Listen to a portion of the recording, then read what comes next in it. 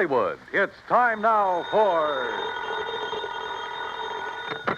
Johnny Dollar. This is Peter Hardy at Tri-Western Property and Casualty Insurance. Hi, how are things in the Golden West? You still in Reno? Sure am. Good boy. What goes, Pete? A little trouble with a big dairy farm out here, Johnny. Armenian Dairies. Okay, Pete, tell me all. A year and a half ago in a fire, Armenian lost one of his silos. You know, one of those big towers where they store and cure a lot of chopped up corn and stuff. Yeah, I know. Cost us $21,000. $21,000 for a silo? This time it's a compound silo, and the claim is for $56,000. Oh. But I don't want to pay it. I don't blame you. Sure, because, Johnny, I think it was arson.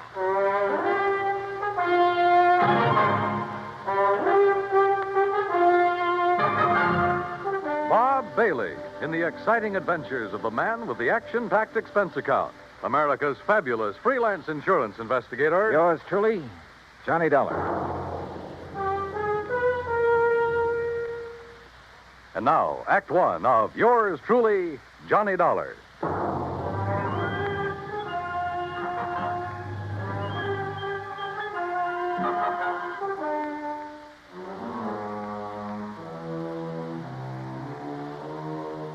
Expense account submitted by Special Investigator Johnny Dollar to the Tri-Western Property and Casualty Insurance Company, Reno, Nevada office. Following is an account of expenses incurred during my investigation of the doubtful dairy matter.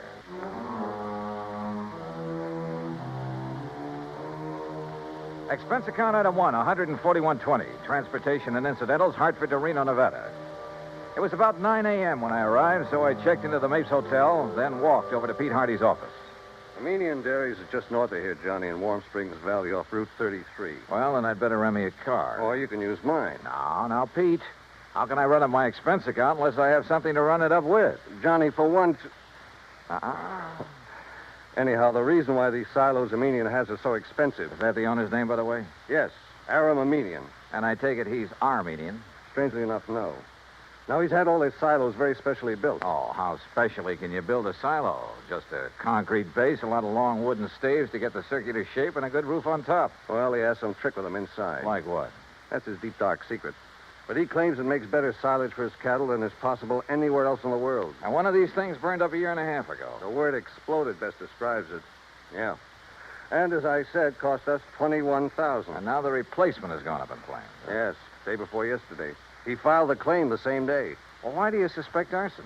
Did the local authorities find anything suspicious? No, but you go out and talk with Armenian, Johnny. And if you don't end up with the same kind of feeling I have, well, I'll leave my shirt. Expense account item 2, $50. Deposit on a drive-your-own car. Finding the Armenian Dairy and Ranch some 20 miles north of the city was easy. It was spread out all over the countryside. Hundreds of acres of well-irrigated, lush green pastures. Square in the middle of the ranch sat one of the cleanest, most modern dairies I ever saw. Aram Armenian gave me the grand tour, and I must say I was impressed. There was close to 200 well-kept Guernseys in the main barn, which was clean as a whistle. The milking machines, coolers, separators, clarifiers, and so on were the same. Yep, a prosperous-looking setup. Finally, Mr. Armenian took me out to where a small group of workmen were cleaning up what was left of his compound silo. As you can see, Mr. Dollar, only the concrete base is left.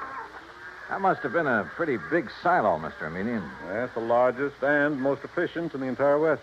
Still, $56,000. Oh, the size had nothing to do with that. It was the inner construction, known only to Barnwell, the man who built it for me, and to myself, of course. Well, what was so special about it?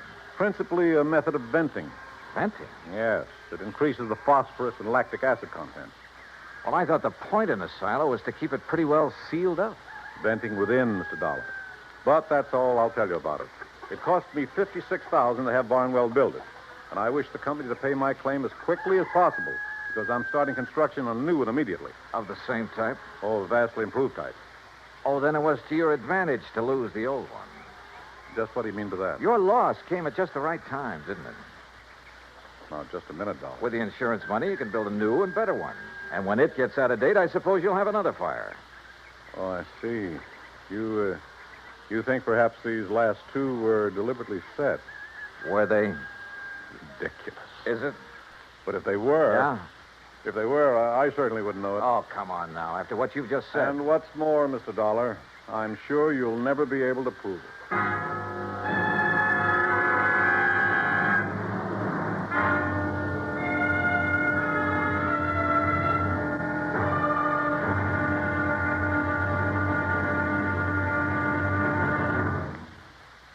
two of yours truly, Johnny Dollar, in a moment.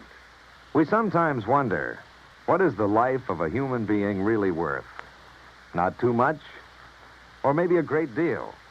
Does it depend on whose life it is? Whatever the answer, one thing is certain. Fred Hargesheimer, since World War II, has felt that his life is worth quite a lot of gratitude. During the war in the Pacific, about June of 1943, Lieutenant Hargesheimer had his P-38 fighter plane shot out of the sky. Badly wounded, he bailed out over a tiny island, New Britain. It looked pretty small from where he hit the silk, but he found it much bigger when he hit the ground. It was bigger, and in complete control of the enemy.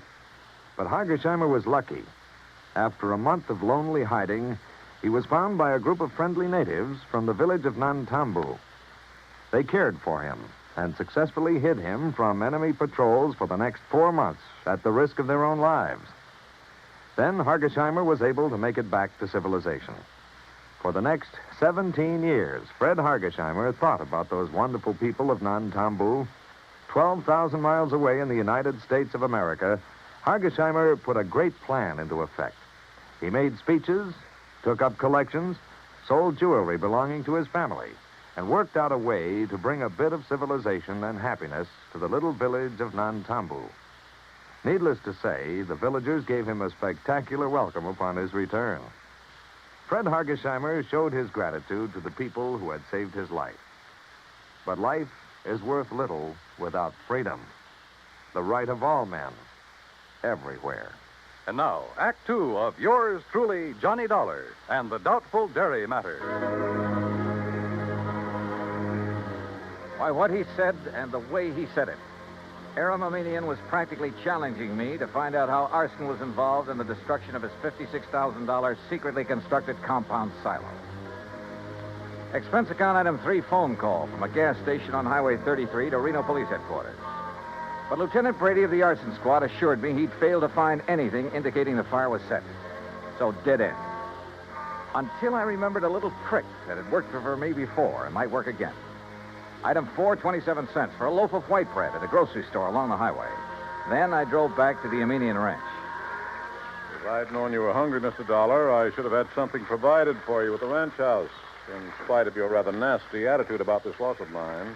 Food is the last thing I'm thinking of, Mr. Aminian. Well, then why this loaf of bread, if you're not... Whoop! Now, let's see. Oh, now, surely you're not going to eat the piece that dropped in the ashes. No. For now. Then get it out of your mouth, man. Well. Mm-hmm. Whatever in the world are you doing, Mr. Dollar? Yeah, I knew it. You knew what? A sure test for kerosene, Mr. Aminian. What? Yeah, fresh bread dropped in the ashes of a fire even days after the fire is out. I don't understand. I can still taste the kerosene. And, mister, it makes things look pretty bad for you. Me? Oh, good heavens, man, you can't... Dollar, I resent this completely unfounded accusation. Go right ahead and resent.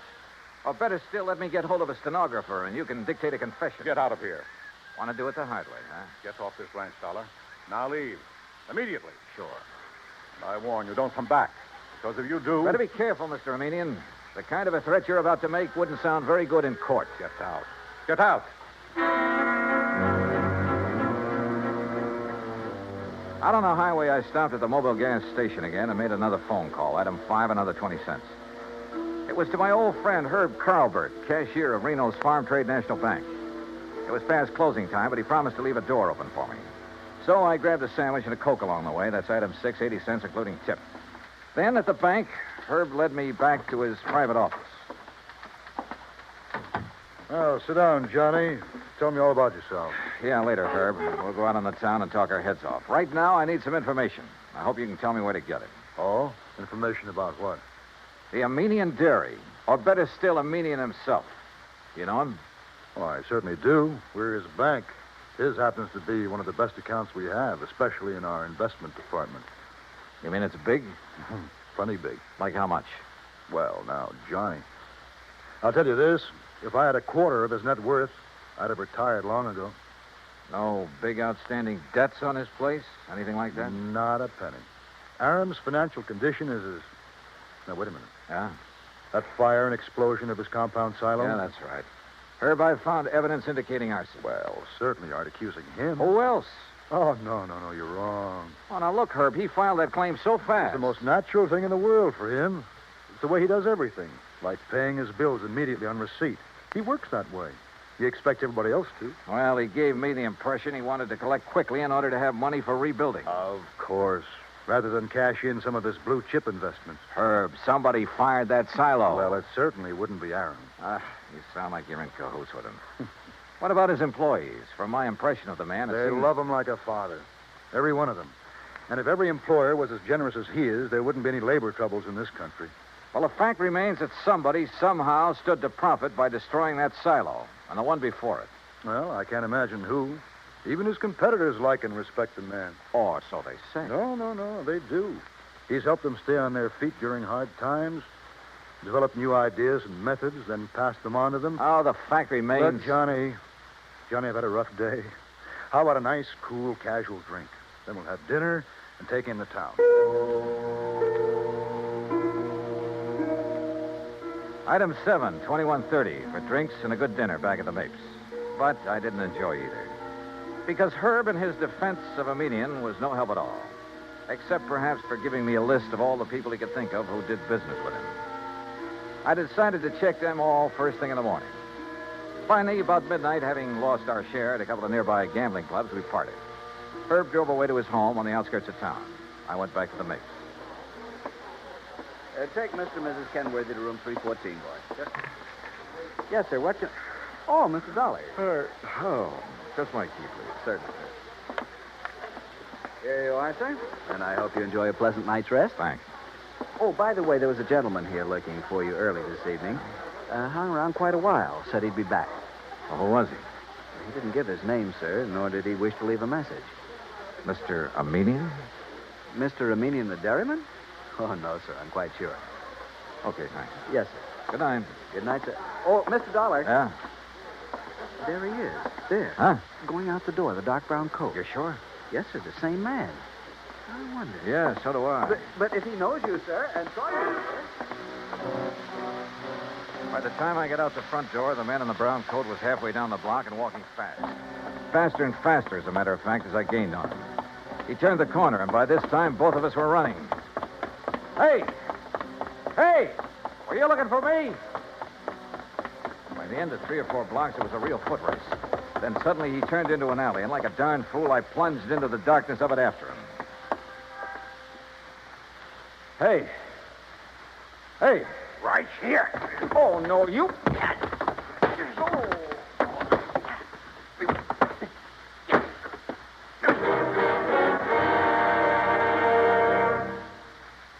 Act 3 of yours truly, Johnny Dollar, in a moment. Our flag now numbers 50 stars, and behind each star there stands yet another flag representing one of the 50 states.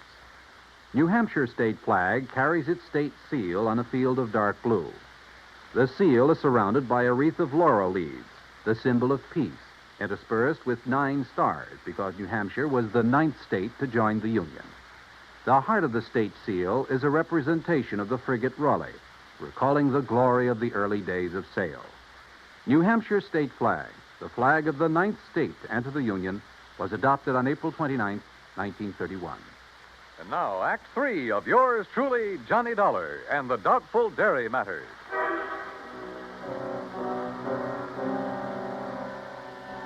If it hadn't been for a big interstate moving van that drove into the alley where I'd been waylaid, well, I have a strong hunch I wasn't supposed to have lived through that beating. The truck driver, who absolutely refused a tip, incidentally, half walked, half carried me back to the Mapes. And the desk clerk had a doctor in my room within a few minutes. Terrible thing, Mr. Dollar. You're being attacked like this. And, of course, I'll have to make a report of it to the police. Oh, do anything you like, Doctor. Just get me patched up, will you? And you, easy now. You have no idea who could have done this to you. Believe me, I intend to find out. Judging by this swollen hand of yours, you got in some good licks, though, and whoever... What's the matter? Well, this is a very unusual ring you're wearing. Oh, some kids in the YMCA gave it to me a couple of years ago. I helped them with the softball team. Oh, yes, of course. That's the Y insignia. Yeah, one of them made it. And the 3 raised points stand for spirit, body, and mind. Yeah, that's right. Well, now, if you just... Oh, wait, what's that for? To make sure you get plenty of rest. Oh, no, Now, wait. I'm the doctor. Roll up your sleeve, please. Here, I'll do it. Look, if this shot leaves me groggy in the morning... You wake up feeling fine. There you are. Incidentally, that ring... Listen, before you notify the police... Ooh, hey, this shot works pretty fast. Yep. As I started to say, Uh, if that ring of yours didn't leave a mark on whomever you defended yourself against out there in the alley, I'll be very much surprised. in a few seconds, I was out like a light. But then a whole set of weird dreams began to plague my somewhat battered mind.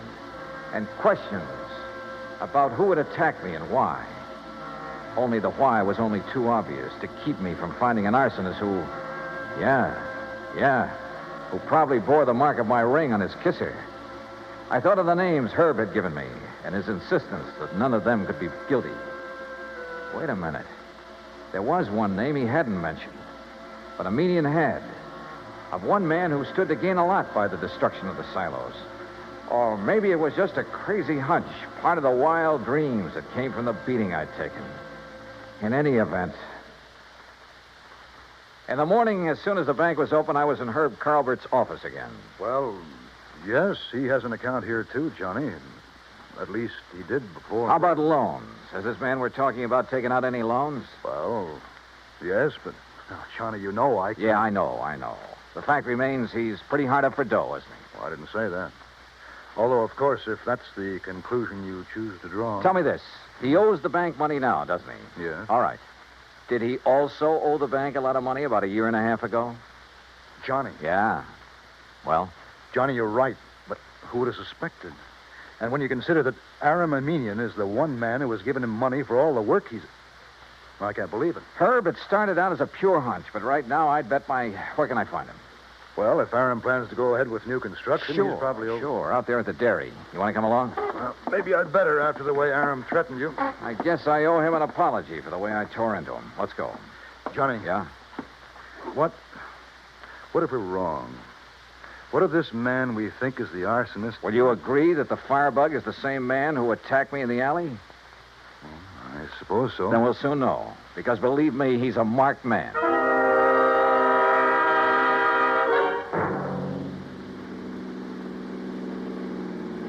We made the Armenian dairy in 30 minutes flat, and we're told at the gate that Aram Armenian was in the pasteurizing plant.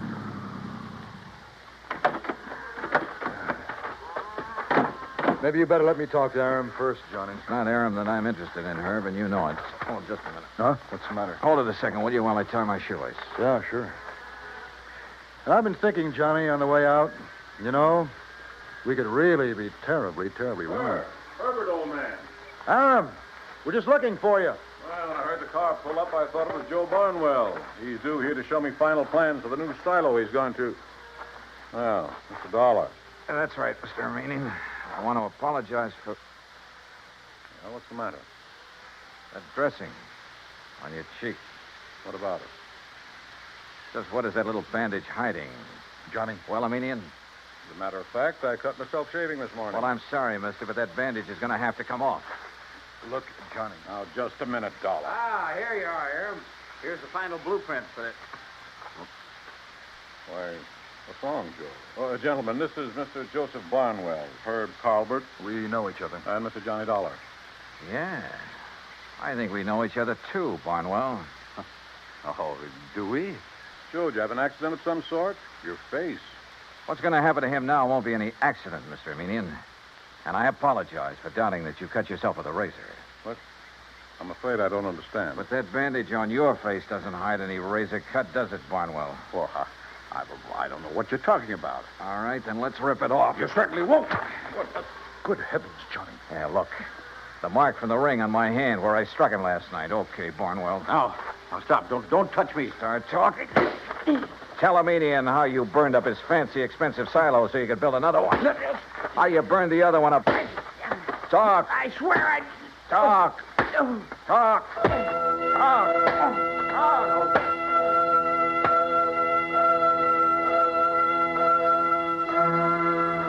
Yeah, he talked all right, plenty. About a racket so old I hadn't heard of it in years. The crooked builder who burned out his own clients to get himself more work. And in this case, a natural, because he was the only one who shared Aram's secret construction plans. And by the time I was through with him, he blabbed about some of the other clients he'd taken the same way. Expense account total, including incidentals and the trip back to Hartford, $418 even. Yours truly, Johnny Dollar.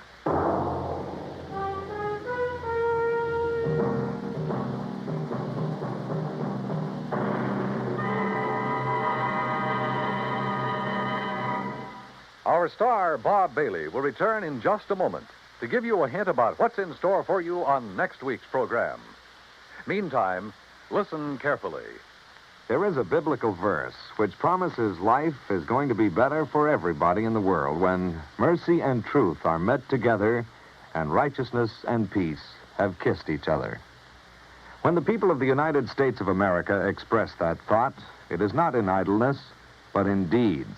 Today, it is common knowledge that when the gigantic earthquakes and tidal waves struck the Republic of Chile in South America not too long ago, thousands of lives were lost and tens of thousands were left homeless, hungry, and suffering. Immediate aid in the form of food, medicine, clothing, supplies, and professional and technical help were flown to Chile by the United States Air Force in a Mercy airlift. When the work was done and the suffering people made happier and more comfortable, American servicemen received such grateful thanks from the people of Chile that they felt increased pride in being able to wear the uniform of the United States of America. This same pride has come to other Americans in uniform when mercy and truth have come together to follow the wake of disaster in other parts of the world.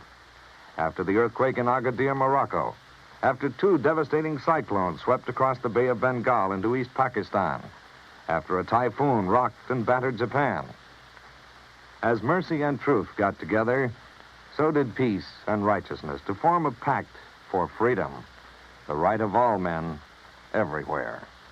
And now, here's our star to tell you about next week's intriguing story on yours truly, Johnny Dollar. Next week, well, I get into cattle country again. And a Hereford steer solves the case for me. So join us, won't you? Yours truly, Johnny Dollar.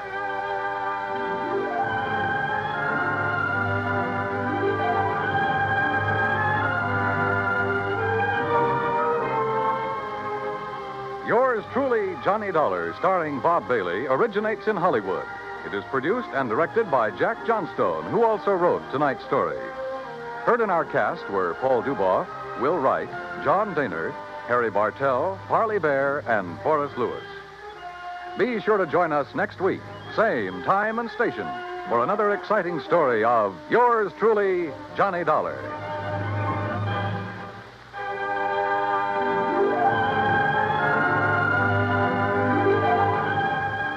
This is Dan Coverly speaking.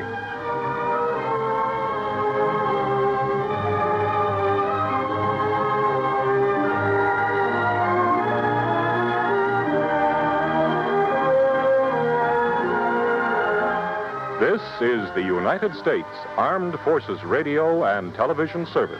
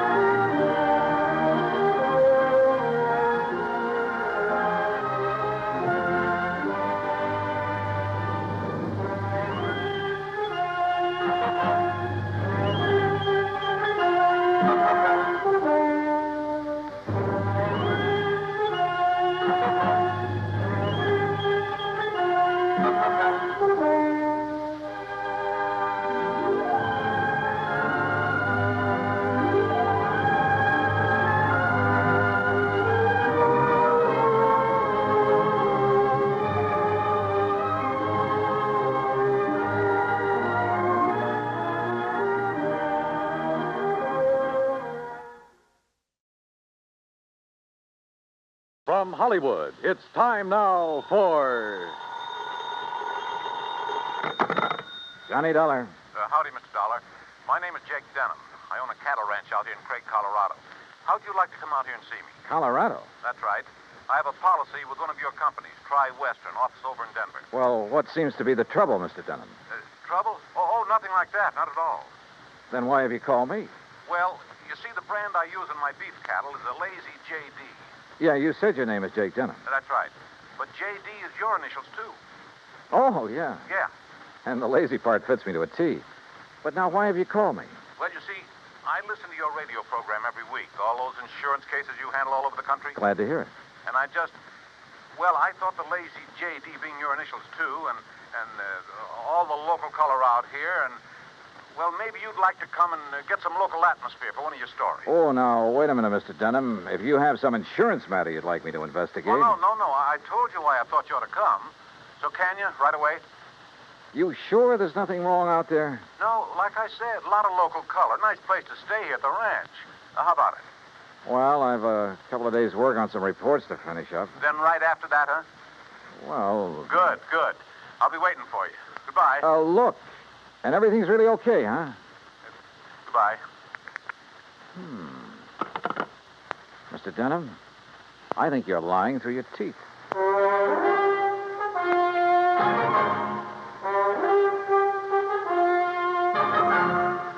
Bob Bailey in the exciting adventures of the man with the action-packed expense account, America's fabulous freelance insurance investigator. Yours truly, Johnny Dollar.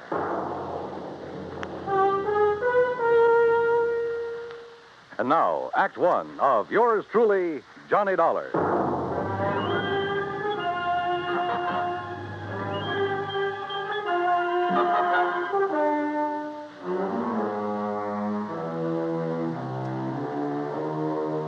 Expense account submitted by Special Investigator Johnny Dollar to the Tri-Western Life and Casualty Insurance Company, Home Office, Denver, Colorado.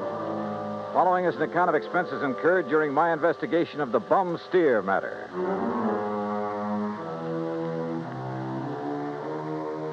Expense account item 1, 370, long-distance call to Hal Versky, my contact at Tri-Western in Denver.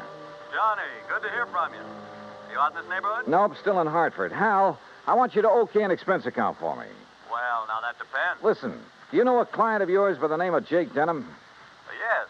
As I recall, he owns a big cattle ranch over near the little town of Craig. Uh-huh. Carries a straight life for something like 40, 50,000. Well, look, I got a phone call from him begging me to come out there and see him. Oh? Something wrong? He says not, but I don't believe him. Well, have you any reason to think something is wrong? Well, only the half-baked excuse he gave me for wanting to see me.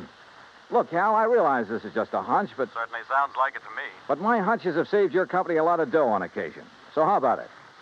Okay. Put it this way. If you run into something out there and clear it up, we'll pay the freight. If not, well, you just go ahead and have yourself a vacation at your own expense, okay? Oh, now, why don't you relax that iron grip on the purse strings for a change, huh? Why? What would you do?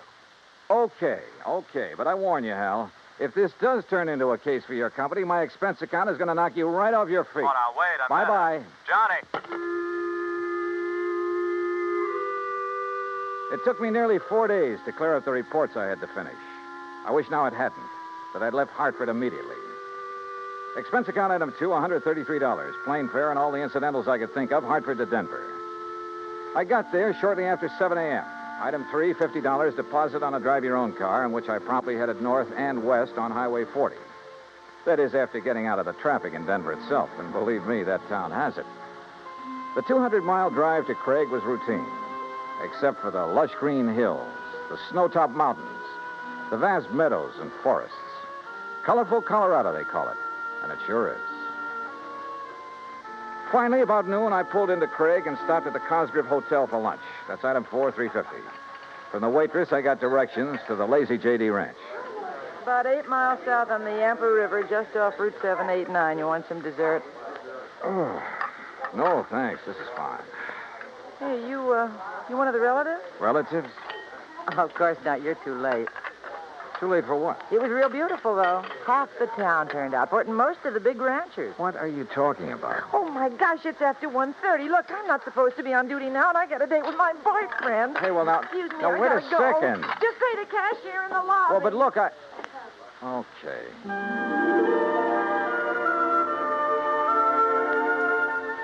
I paid my check to the cashier, went out to my car, climbed in, and headed for the Lazy J.D. There must have been several thousand acres to the ranch, all rich, green, healthy-looking pasture land, and Lord knows how many head of beef cattle. The main ranch house was a rather small but well-kept affair near the gate to the road from the highway.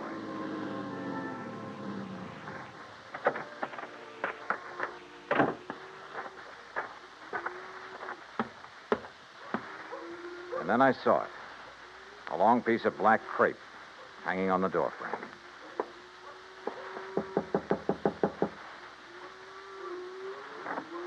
Yes? How do you do? My name is Dollar, Johnny Dollar. Oh, Johnny Dollar. Why didn't you come before? What? He begged you to come, didn't he? To come right away? Mr. Denham? Yes, but I Then told him... why didn't you? You might have saved him. Saved him? Yes, saved him. We buried him this morning. And I think he was murdered.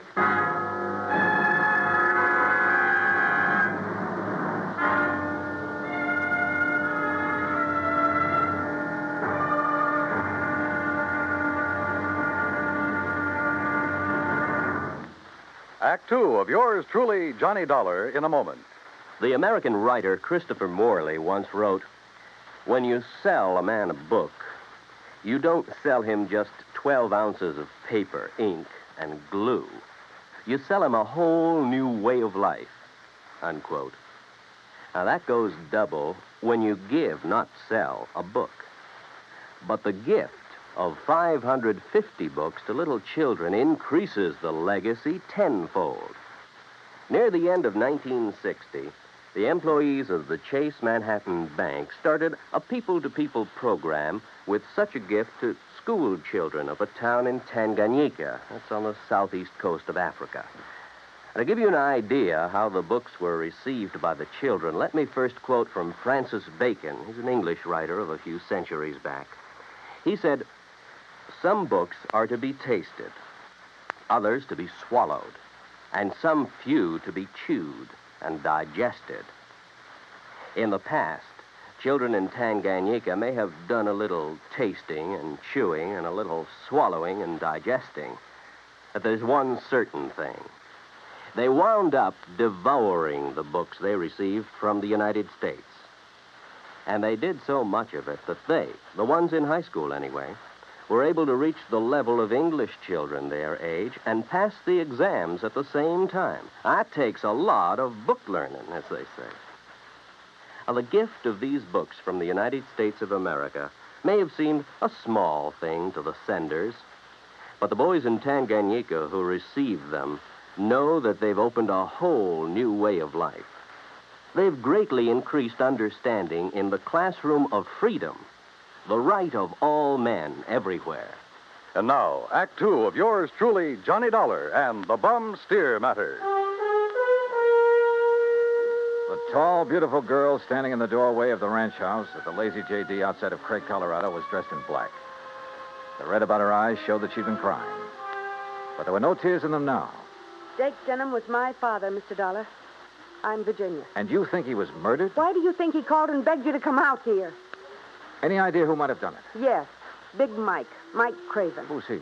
He owns the Sea Lucky Star and wants to own every other ranch around here, and he will unless somebody stops him. How did your father die? Anthrax. That's what they said it was. I thought that was a disease of cattle. People, too, if they get infected from the cattle. And that's what happened to your father? That's what they say, but there's no anthrax around here. Our ranch is clean. Look, let's go inside and sit down and talk about this. Sure, I'll talk about it. If only somebody will listen. And here, John. Oh, thanks. Are you, all alone?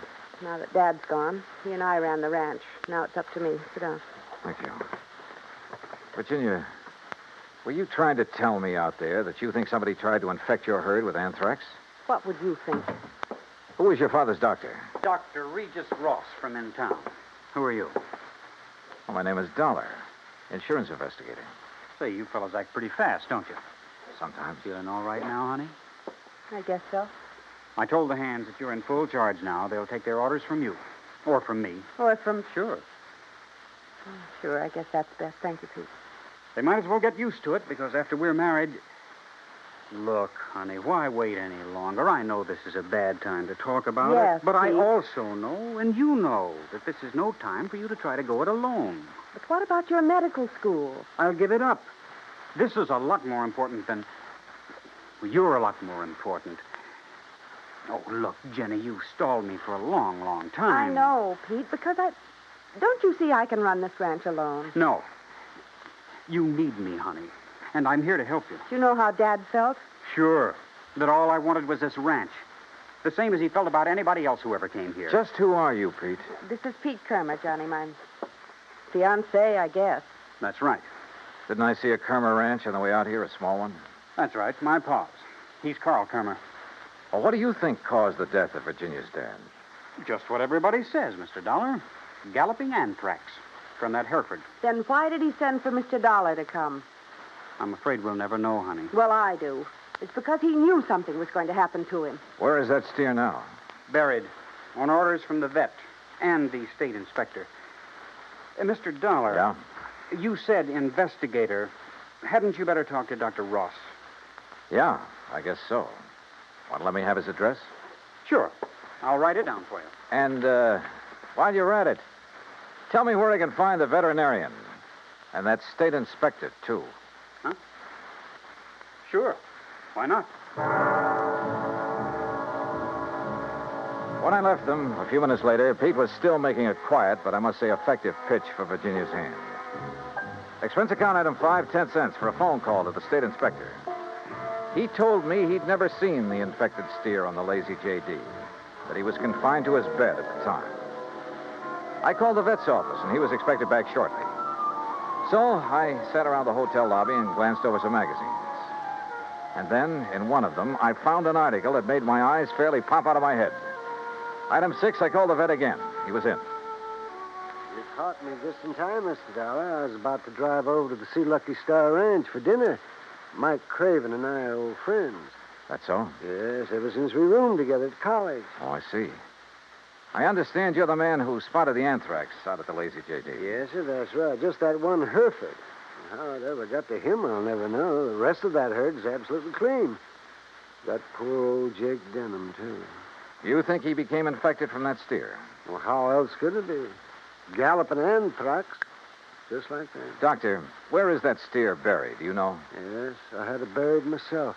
It's some miles out in the far corner of the Lazy J.D. property. Then phone the Sea Lucky Star and call off your dinner date. You and I are going out to take a look at that carcass. Oh, no, just a minute, young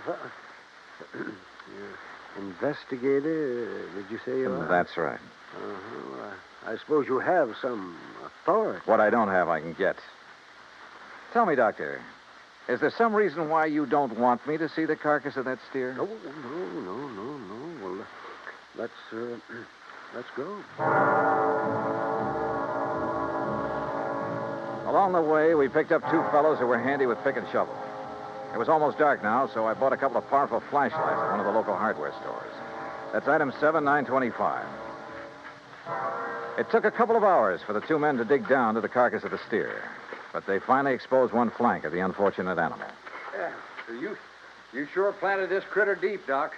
But there's part of him. Give us a few more minutes, we'll have it. No, wait. Huh? Mr. Dollar, come down here into the hole. Sure. Oh, what's the matter, Doc?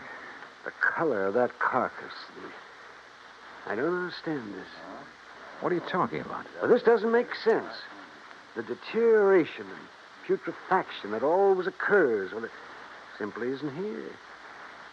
You mean it's possible it wasn't anthrax killed this steer? But I'm sure that all the symptoms, the swellings in the subcutaneous connective tissues, in the interstices of the muscles and lymphatic glands, and in the membranes of the mouth and tongue, they were all there, and they were edematous, too. Could some poison have possibly produced those symptoms?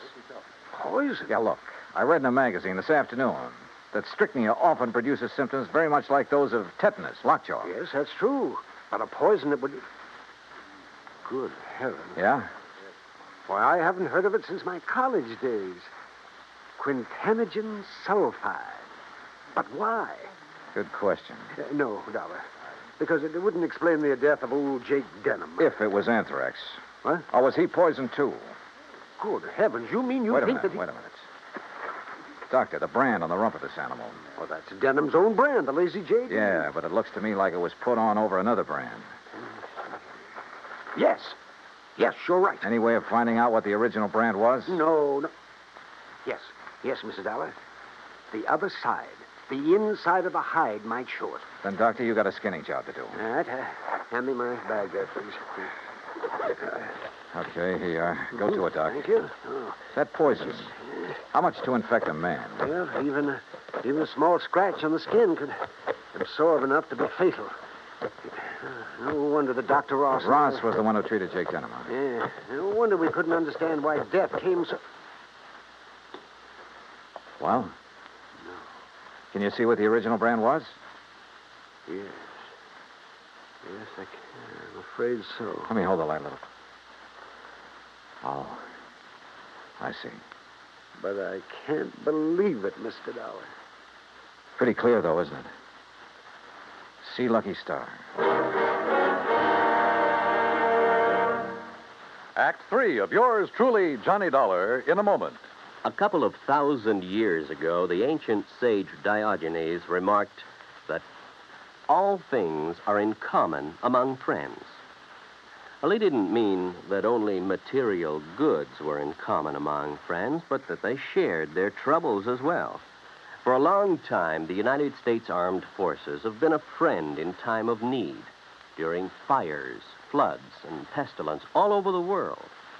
Many peoples of the earth have come to believe in the friendship which the U.S. military personnel have spread for so many years, and the calls for help they answer in time of personal emergency, a response which has always been immediate.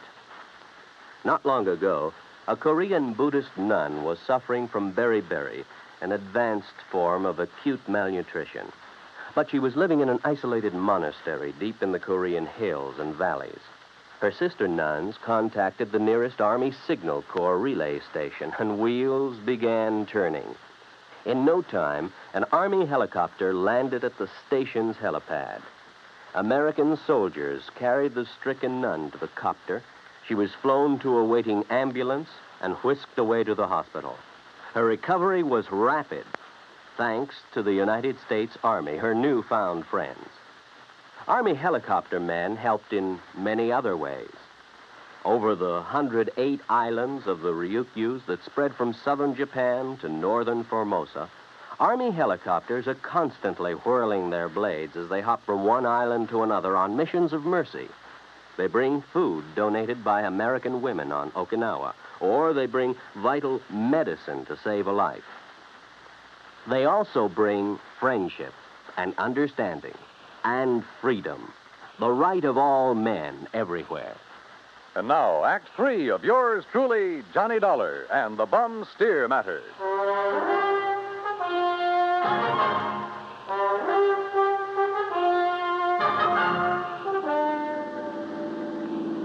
Looks pretty bad, doesn't it, Mr. Dollar? Yeah, Doc.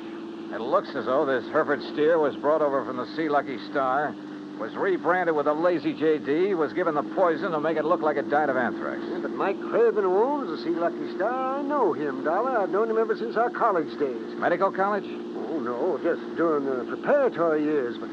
But Big Mike couldn't have done a thing like this. Big Mike has wanted to get his hands on the Lazy JD for years, Well, hasn't of he? course, so have a lot of other big ranchers, but I'd stake my life on it. He'd never do it. Hey, wait. Yeah? You should have taken that left turn to get to the Sea Lucky Star. That's not where we're heading. Yeah. Well, then where? If I remember correctly, it's this road to the right, here. Well, you mean the K-Bar K? Got any better ideas? Well, I'll be...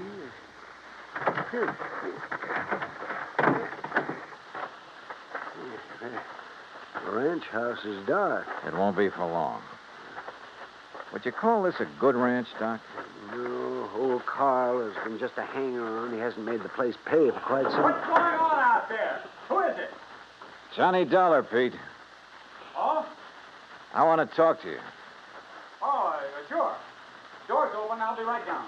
Come on, Doc.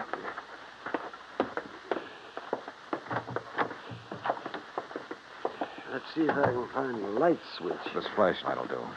And we're going on upstairs. Huh? Wait down there. I'll be right down. We'll be right up. Well, now, wait a minute, if you don't mind. Wow. Nice place you have up here. Look, I asked you to wait down.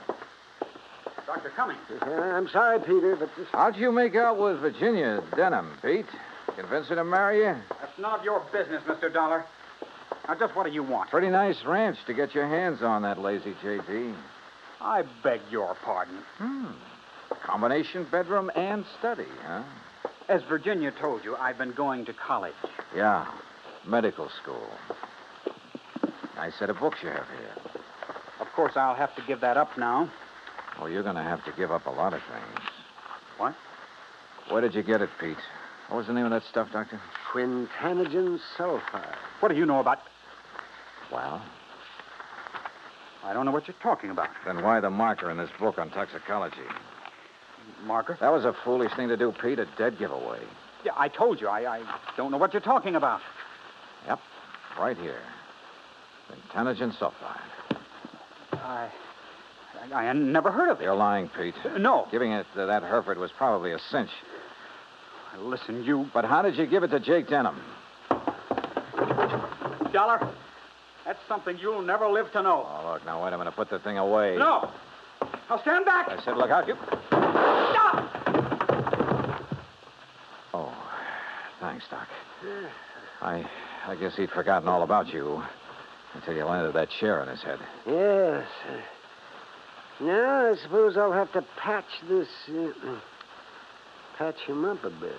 Oh, absolutely. He'll have to look nice for the trial, won't he, Doc?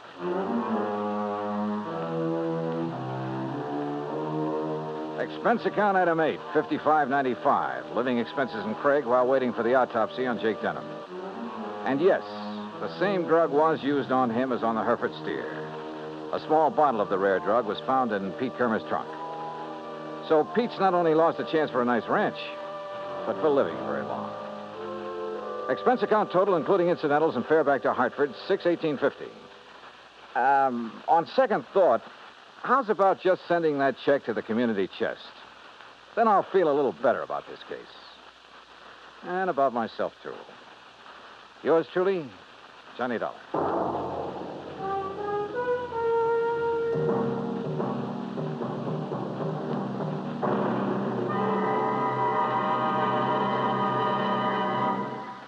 And now, here is our star to tell you about next week's story. Next week, an old ghost town out in Montana. But one of the ghosts carries a .38 Colt. Join us, won't you? Yours truly, Johnny Dollar.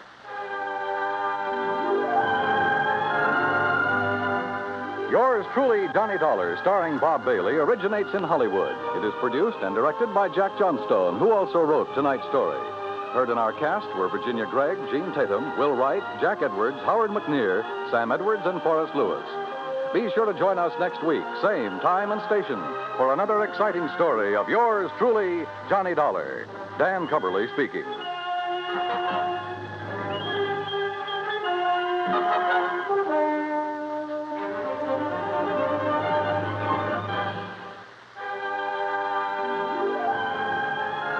This is the United States Armed Forces Radio and Television Service.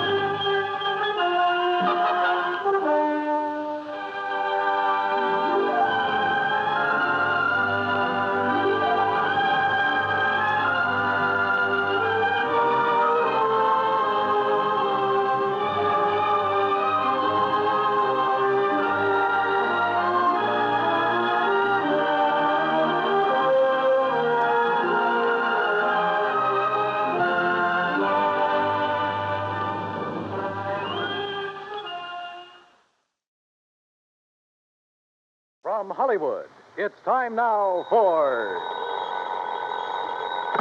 Johnny Dollar. George Reed here. Well, hi, George. Haven't heard from you in a long time. Skip the formalities, Johnny. I have a problem. You and everybody else. $25,000 problem, possibly $50,000.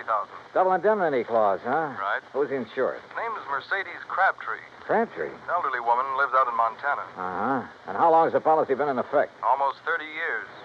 And you're crying because you have to pay it off? Well, that's it, Johnny. We aren't sure. What? A few days ago, somebody took a shot at her. They missed.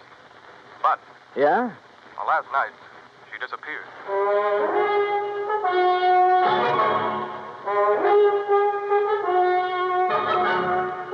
Bob Bailey in the exciting adventures of the man with the action-packed expense account.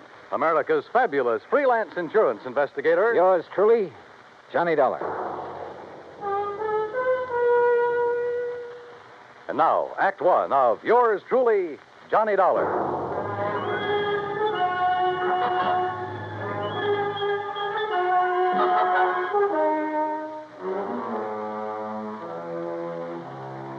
Expense account submitted by Special Investigator Johnny Dollar to Floyd's of England, American Branch Office, Hartford, Connecticut. Following is an account of expenses incurred during my investigation of the Silver Bell matter, spelled B-E-double-L-E. Expense account item 185 cents, taxi from my apartment to George Reed's office. He was on his feet waiting for me. His suit looked like he'd slept in it. Close the door, Johnny. Yeah, sure. Johnny, I'm not going to mince words with you. This one's important, not only to me, but to Floyd. Oh, how come? Because Mrs. Crabtree was one of our first American clients, and because Murdoch Morton sold her that policy. Murdoch Morton? Who dat? My goodness, Johnny. Mr. Morton's the president of our company. You should know that by now. Oh, yeah, I suppose I should. Yes.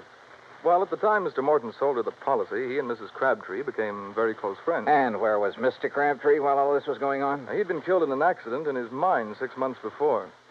Johnny, you have a very suspicious... I know, George. Prettier people than you have told me. Yes. Well, anyway, since that time, Mr. Morton and Mrs. Crabtree have corresponded regularly. And when Mr. Morton heard that someone had taken a shot at her... Now, wait a minute, George. Mr. Morton's in London, right? Yes. Well, just how did he happen to hear about the shooting? Through Mrs. Crabtree? No, Mrs. Henrietta Scott wrote to him. Oh. And just who is Mrs. Henrietta Scott? According to her letter to Mr. Morton, she claims to be Mrs. Crabtree's only friend in Silver Gulch. Silver Gulch? Montana. It's where Mrs. Crabtree's lived for over half a century, and it's where Mr. Morton wants you to go immediately. Oh. When did Mrs. Crabtree disappear? Well, you received a telegram from Mrs. Scott early this morning. She was supposed to have dinner with Mrs. Crabtree last night and got up to her house, but it was empty. Well, she waited until midnight, checked again this morning, then wired us. Who's the beneficiary on that life policy, George? Doesn't mean a thing. No? Why not? Well, only a couple of people know the policy exists. Also, the beneficiary happens to be Mrs. Crabtree's favorite charity. Good luck, Johnny. Oh, thanks, pal. I'm going to need it. Expense account item 2, $178, air transportation to Butte, Montana. Item 3, $14.90, bus fare, Butte to Silver Gulch. Like George had said, it wasn't much of a town. I checked into the Silver Queen Hotel, rented a battered Model T, and drove out to the home of Mrs. Henrietta Scott.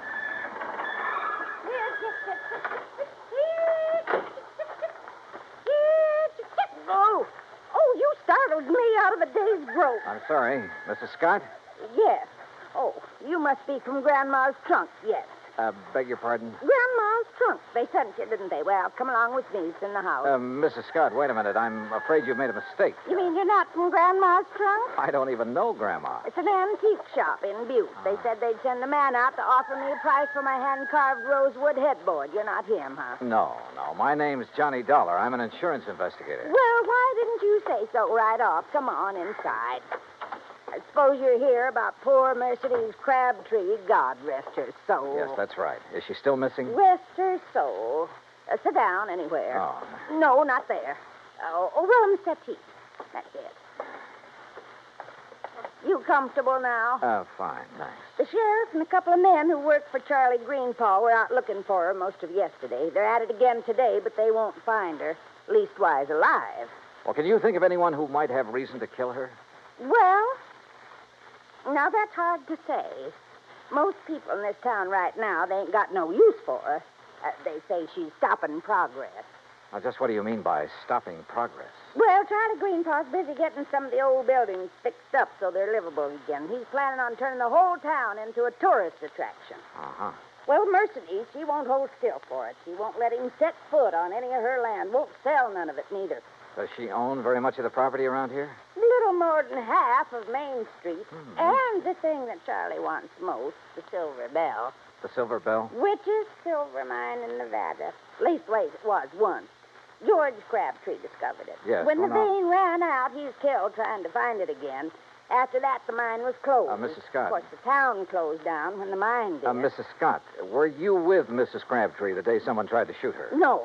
She was walking up toward her mine alone. Thought it was just a stray bullet. Just where is this mine? Oh, you can see it from the window right behind you. It's about halfway up the hill yonder. Here, you come over here and take... Well, I'll be first cousin to a stink bug. Why, what is it? Up there on that hill going toward the mine. It's Charlie Greenpaw and Slim Richards, the sheriff's deputy. Now, I wonder if they think she's down inside that mine. A few minutes later, I caught up with Greenpaw and Richards. They'd stopped near a large, newly painted no trespassing sign about 20 yards from the mine's entrance. I introduced myself. Mr. Dollar, you see that sign says no trespassing? Yeah? Well, folks around here take the signs Mrs. Crabtree had put up mighty seriously. That right, Slim? Sure is. You mean you're not going in there, Greenpaw? Well, now, we didn't say we weren't going in. We just thought we'd better consider it before we did anything hasty. But she could be dying in there. Providing she's in there. Right, Mr. Greenball? Yeah, that's right, Slim. Now, Dollar, you want to go on in? Why, there's nothing to stop you. No, sir. Not a thing.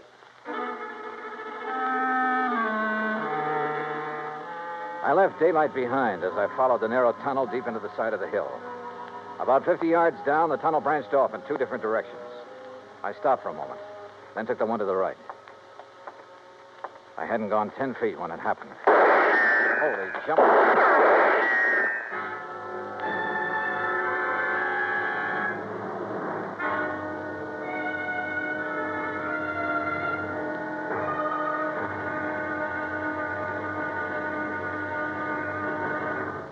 Act two of yours truly, Johnny Dollar, in a moment. It is a rare event when a young man decides to leave civilization behind and hide himself away in the steaming jungle, just so he can help his fellow humans in a remote corner of the world. The late Dr. Tom Dooley did just that when he left the United States to help the sick and starving jungle people in the little kingdom of Laos in Southeast Asia. Dr. Dooley's story is well known to nearly everyone. And all over the world, people talk of his little jungle hospital on stilts. That's where he treated the dread diseases of the jungle and trained native medical technicians so that they might help their own people. Dr. Dooley wrote and lectured to many people so that the work of his medical assistance program, Medico, might go on. It was not easy for someone so young and so talented to give up the bright lights of the city and plant himself down in an unknown jungle just for the purpose of helping unfortunate people he didn't even know. But through Medico, Dr. Tom Dooley wanted to help people. He wanted to help people to help themselves. Today, the work of Medico is going forward in a number of countries besides Laos. Young men are being sent to the United States to be schooled in medicine with the idea of returning to their own countries to help their own people. Hundreds of thousands of dollars worth of medical supplies have been donated by American businessmen and pharmaceutical companies. Today, Dr. Tom Dooley's work is being continued for him. It is helping to create better understanding. It is an injection of the spirit of freedom. The right of all men everywhere. And now, Act two of yours truly, Johnny Dollar and the Silver Bell Matter.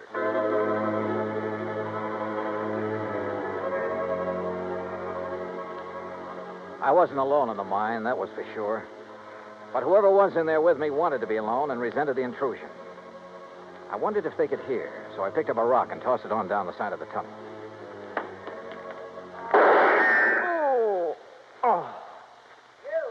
You hurt bad, stranger? Well, I'll be Mrs. Crabtree, is that you? You're trying to trick me. No, wait a minute. My name's Johnny Dollar, insurance investigator. I got a bead on you now, mister. So don't you move till you can prove what you're saying. Oh, no, I don't intend to. What are you doing in my mind? Looking for you. Your friend, Mr. Morton, is worried about you. Oh. Walk up this way, Mr. Dollar. But you be mighty careful about it. Yes, ma'am, I sure will.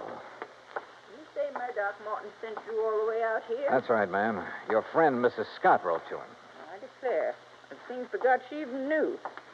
You know Murdoch? No, ma'am, I've never had the pleasure. Oh, he's such a fine gentleman. I remember years ago when I first met him. Oh, he was so kind and understanding. Hey, what's the matter? Oh, crazy fool thing I did coming in here and falling. Hurt myself bad, too. Mr. Dollar, you're just going to have to carry me out. It'll be a pleasure.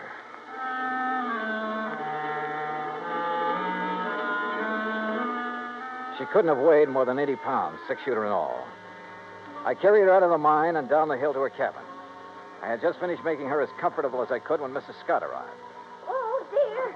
Oh, you poor old dear thing.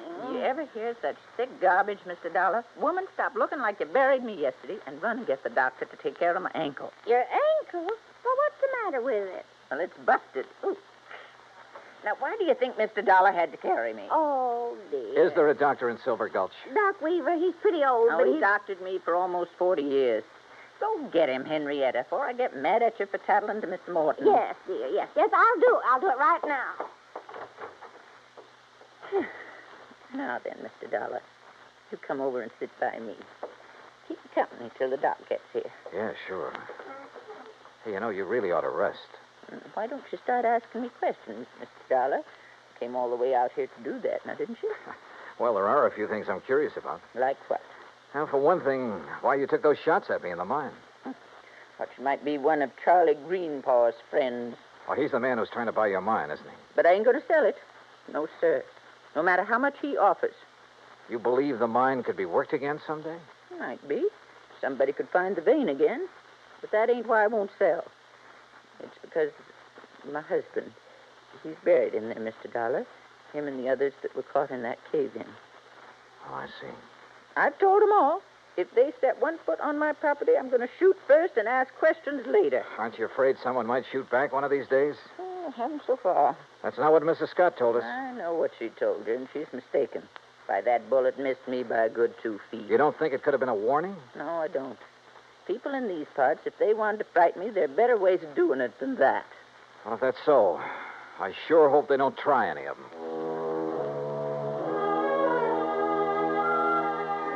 No one, at least so far as she knew, had reason enough to try killing her.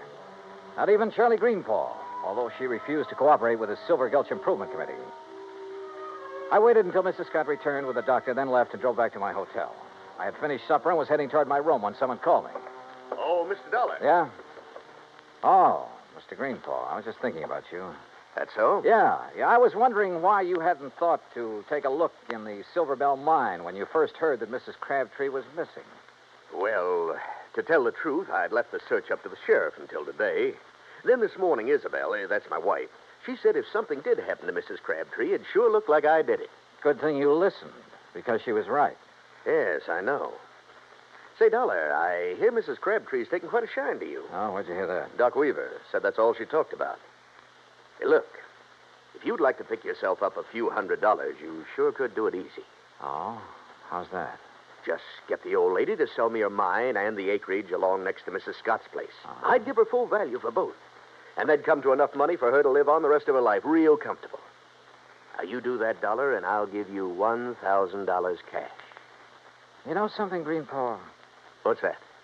I could have been mistaken about you. You want that mine and the land around it real bad, don't you? Sure. I spent a good deal of money fixing up the old buildings here in town. If I can get the Silver Bell and enough land out there to put a dude ranch on, why, this town will be able to make Virginia City look second-rate. Now, what do you say? I don't know. I'll relay your proposition to Mrs. Crabtree. The rest is... What's all the excitement out there? Oh, it sounds like... Miss Greenpaw! What is it, Slim? What's going on? Fire! Miss Crabtree's cabin. It's blazing like fury.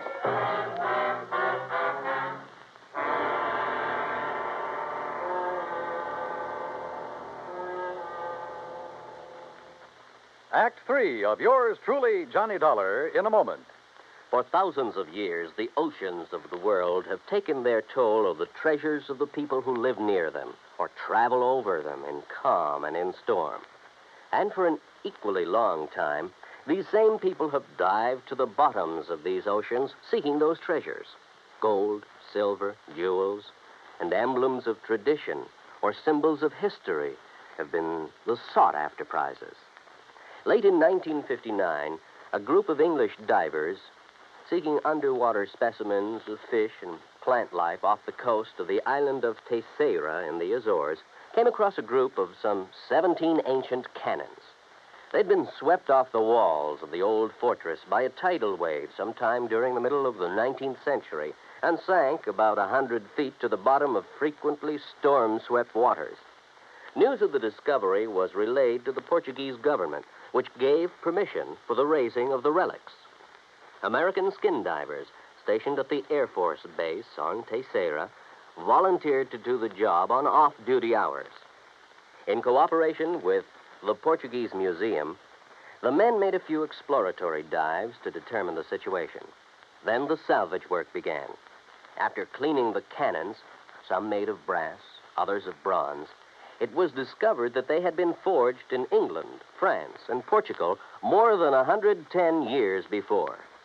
Now the shiny symbols of history are on view in a Portuguese museum. The Portuguese people are happy because of an unselfish American gesture that brought back to them their symbols of the defense of freedom, the right of all men everywhere. And now, Act 3 of yours truly, Johnny Dollar and the Silver Bell Matter.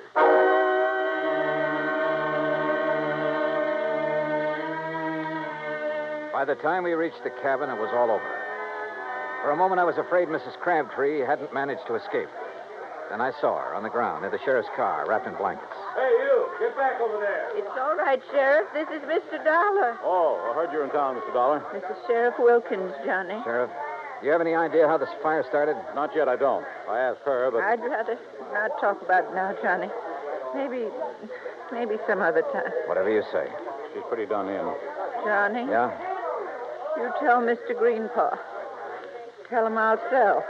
Will you do that for me? Well, look, I'll talk to you about it in the morning. No. I want to sell now. Nothing to stay here for. Nothing. We'd better get her down to Mrs. Scott's place. Doc Weaver's given us some morphine. You go ahead, Sheriff. I'm going on back to town. Sure. See you later, Dollar. Oh, Mr. Dollar, is she going to be all right? Yeah, I think so. Greenpaw, do you have a map of this area, including all the land you're planning on buying? Not on me. It's down at the office. You want to see it tonight? Yeah, I sure do.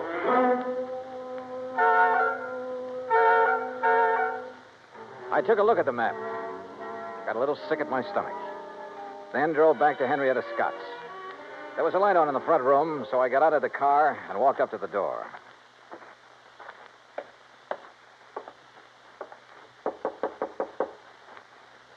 Yes, who is it? Johnny Dollar, Mrs. Scott. Oh? Well, isn't it a little late to come calling, Mr. Dollar? I mean, after all, Mrs. Crabtree is sleeping sound, and I'm all ready for bed. I want to see Mrs. Crabtree. I want you to wake her up. Well, I just couldn't do that. The doctor told me she should have as much sleep as she can get. Yeah, you took his orders a little too literally, Mrs. Scott. Why, whatever do you mean? I mean trying to burn her house down with her still in it. What? Yes, she trusted you. She thought you were the only person she could trust. Then when she found out different, she decided to sell her land and get away from here. Why, that's a pack of the biggest lies I ever did hear. Now, what reason would I have for wanting to hurt the poor old dear? Money. Money? You own most of the land adjoining the Crabtree property, including that around the Silver Bell. Greenpaw wouldn't buy your land unless he could buy Mrs. Crabtree's. When she refused to sell, you decided to see that property changed hands the hard way. If that's so, why would I be so concerned about her? Now, why would I write Mr. Morton telling him she'd been shot at and then wiring when she disappeared? Why? To protect yourself. You purposely missed her that day. You had to set up your alibi. You've got no proof. No, you're right. I haven't. But Mrs. Crabtree has. She knows who and what started that fire in the cabin. Now, get out of my way. No. Oh. Mrs. Crabtree, Mrs. Crabtree. What is it? All right, Mr. Dollar. You move away from her. Not until I find Move out. away now, or I'll shoot. Oh, well, when you put it that way, Mrs. Scott, I'll have to. You were right about me missing her on purpose. Anybody's lived up here long as I have, they don't miss with a rifle good as this one. Mr. Dollar? Mr. Dollar, she started the fire. Mercedes, you shut up. You try and make me. Maybe I will, like I should have before. You see that... Oh, no, you don't. No. Give me that rifle, No. Eddie. No. Why? Why did you have to ruin it? Why? Somebody had to. You okay, Mrs. Crabtree? Yes. Did I do good getting her attention? You did just fine.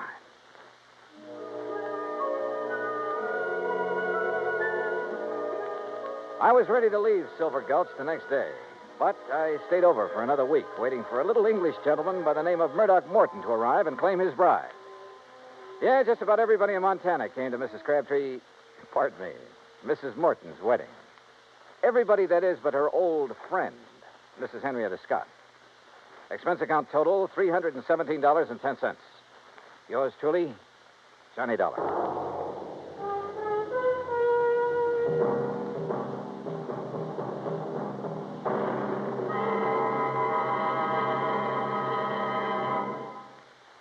And now here is our star to tell you about next week's story. Next week, a beautiful girl is killed.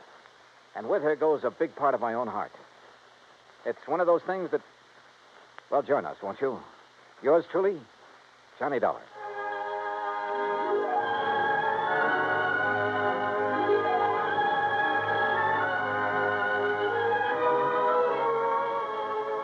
Yours truly, Johnny Dollar, starring Bob Bailey, originates in Hollywood. Written by Charles B. Smith, it is produced and directed by Jack Johnstone. Heard in our cast were Virginia Gregg, D.J. Thompson, G. Stanley Jones, Frank Nelson, Sam Edwards, and Will Wright. Be sure to join us next week, same time and station, for another exciting story of yours truly, Johnny Dollar. This is Dan Coverly speaking.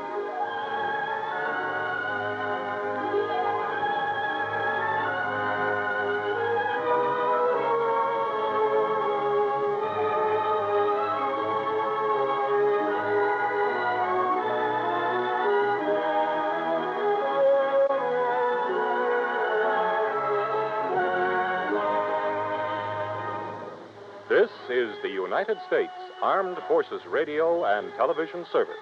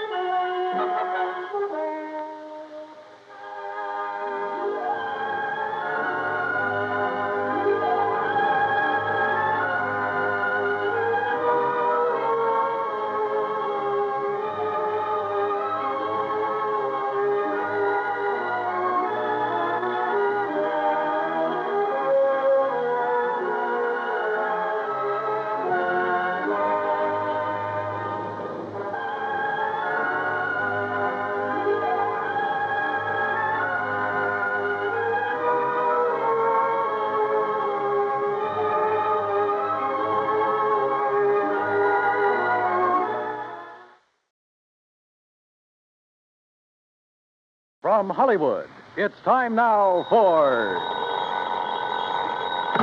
Johnny Dollar. Randy Singer, Johnny. Oh, hi, Randy. How's the New York City Police Department these days? Well, the department's fine. Me, I'm not so sure. Well, then maybe I'd better run on down there and cheer you up a bit, huh? Yeah, you'd better come down here on account of Mary Grace Marshall. Hey, how do you know Mary Grace? The point is, you do. Well, matter of fact, I just got back from a weekend in that town of yours. Yeah, Mary Grace and I had a ball. We took in a couple of shows, did the nightclub routine. Yeah, I know. Even spent Sunday afternoon together out at the... What do you mean, you know? Johnny, your little girlfriend's been murdered. What? Yeah. Randy, have you got any leads, anything to go on? Yeah, Johnny, plenty. Then I'll grab the first plane. Yeah. You'd better.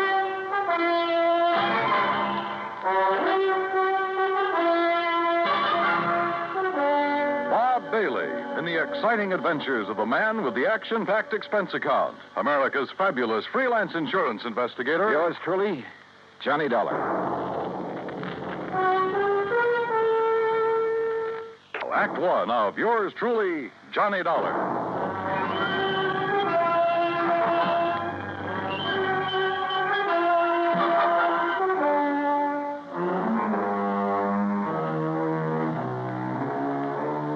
Expense account submitted by Special Investigator Johnny Dollar to the Mideastern Life and Casualty Insurance Company, Home Office, Hartford, Connecticut.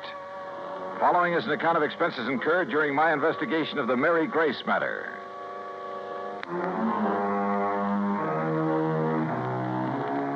Expense account item 1, 10 cents. Phone call to the airport to reserve a seat on the first plane to New York. Item 2, phone call to Ben Perrin at the Claims Department of Mideastern Life. Aaron here? Ben, this is Johnny Dollar. Oh, hello, John. Now, listen, I'm on my way down to New York at your company's expense, though the expense part is beside the point. What? No, just wait a minute. Mary Grace Marshall has just been murdered. Marshall? Your company holds a policy on her, and I'm going down there to investigate. Well, now, wait, John, until we issue proper authorization for you to conduct the investigation. Don't give me that, Ben. I'm going down there now. Well, then it's completely without sanction from this or any other office. Okay, forget it. I was trying to save time, and I thought I was doing you a favor. Well, I suppose you are, but until a request for your services can be I routed through said the proper forget it. channels- Didn't you hear me? I gotta go. Gotta catch a plane. Well, for heaven's sake, man, what are you so up in arms about? Why you're so concerned about this particular... Because that girl was a personal friend of mine. A very dear friend. Oh. John, I'm sorry. I can see now why you're so upset. Yeah, I'm upset. By all means, go ahead, officially. And if there's anything I can do... Yeah, there is. You can stop all this yammering so I can hang up and get out of here. Goodbye. John. Yeah, what now? You really cared for that girl, didn't you? Yeah, Ben. I cared.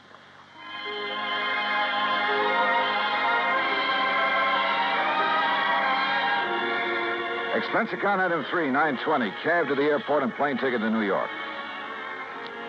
The trip down there gave me time to think. And thinking about it hurt. Mary Grace Marshall. Tall, brunette, and very beautiful. And as straight a girl as I'd ever known. There was a time a few years ago when I'd hoped she might marry me. But she wanted to stay with her successful career as a fashion designer. And she was right. I'm not the marrying type either. So we just remained friends. We had a lot of fun together. Theaters, dancing, an occasional nightclub. Sometimes the long hair stuff, a recital or the opera. And we'd go to the zoo or the circus, a boxing match or a baseball game. Or just go for a quiet walk in the park. And often just a long, quiet evening in her apartment over a tall, cool drink and good conversation. A goodnight kiss? Sure. But that was all. Now she was gone. And believe me, somebody was going to pay. Item 4, $6 even for a fast taxi to the 18th Precinct headquarters and Sergeant Randy Singer. Come on in, Johnny. Close the door. Sure. Hi. Better sit down, huh? Yeah. All right, when did it happen, Randy, and how? You said on the phone you have some leads. Clues all over the place. They all point toward one person. Oh. Toward the one person known to have been with her at about the time the coroner says she was killed. How was she killed? Struggle. Fell and struck her head on the base of the fireplace. Cigarette, Johnny? Oh, yeah, thanks. Incidentally, so far I've been able to keep this thing out of the papers. Oh? Hey, give me a light, will you? I seem to have forgotten my lighter. Yeah, you have. Here. Thanks. Now, the coroner says she was killed Sunday night, late. What? By somebody who must have spent several hours with her. You said late Sunday night. That's a... Go on, Johnny.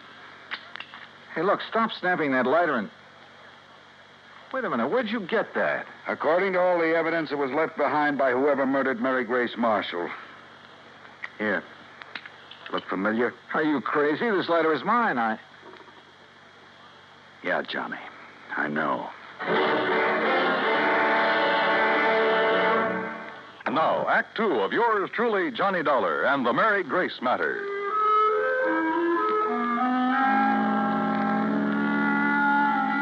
Mary Grace Marshall, an old friend, a very dear one, murdered in her New York apartment on East 77th Street.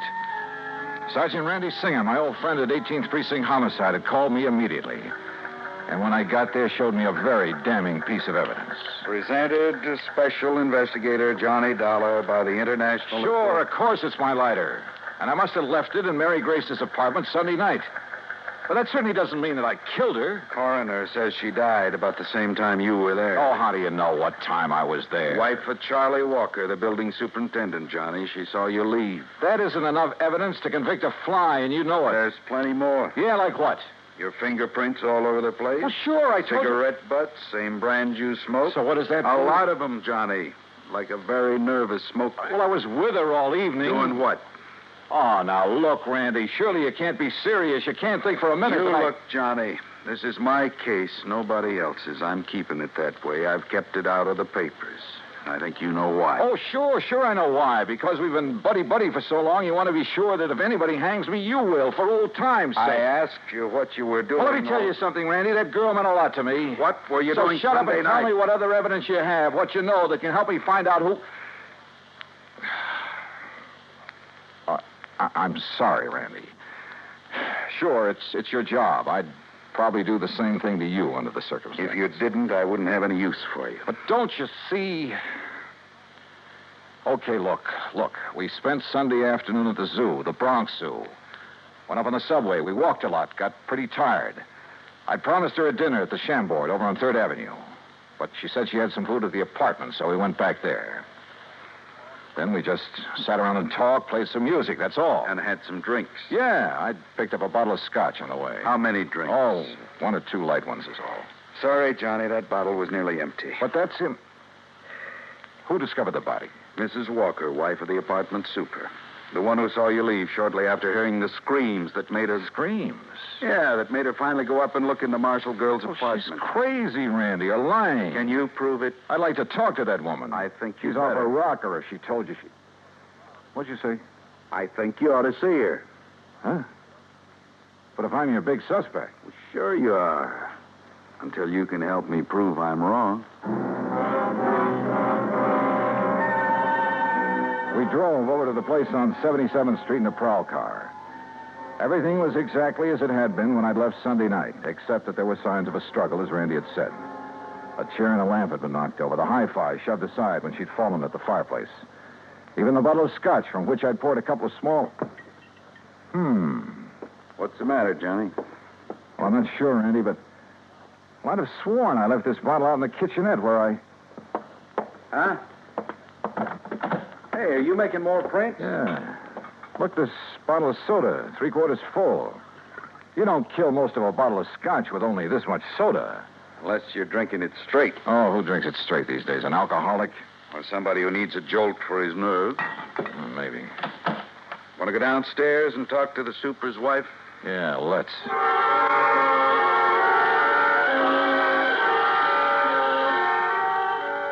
The superintendent's wife turned out to be a living doll.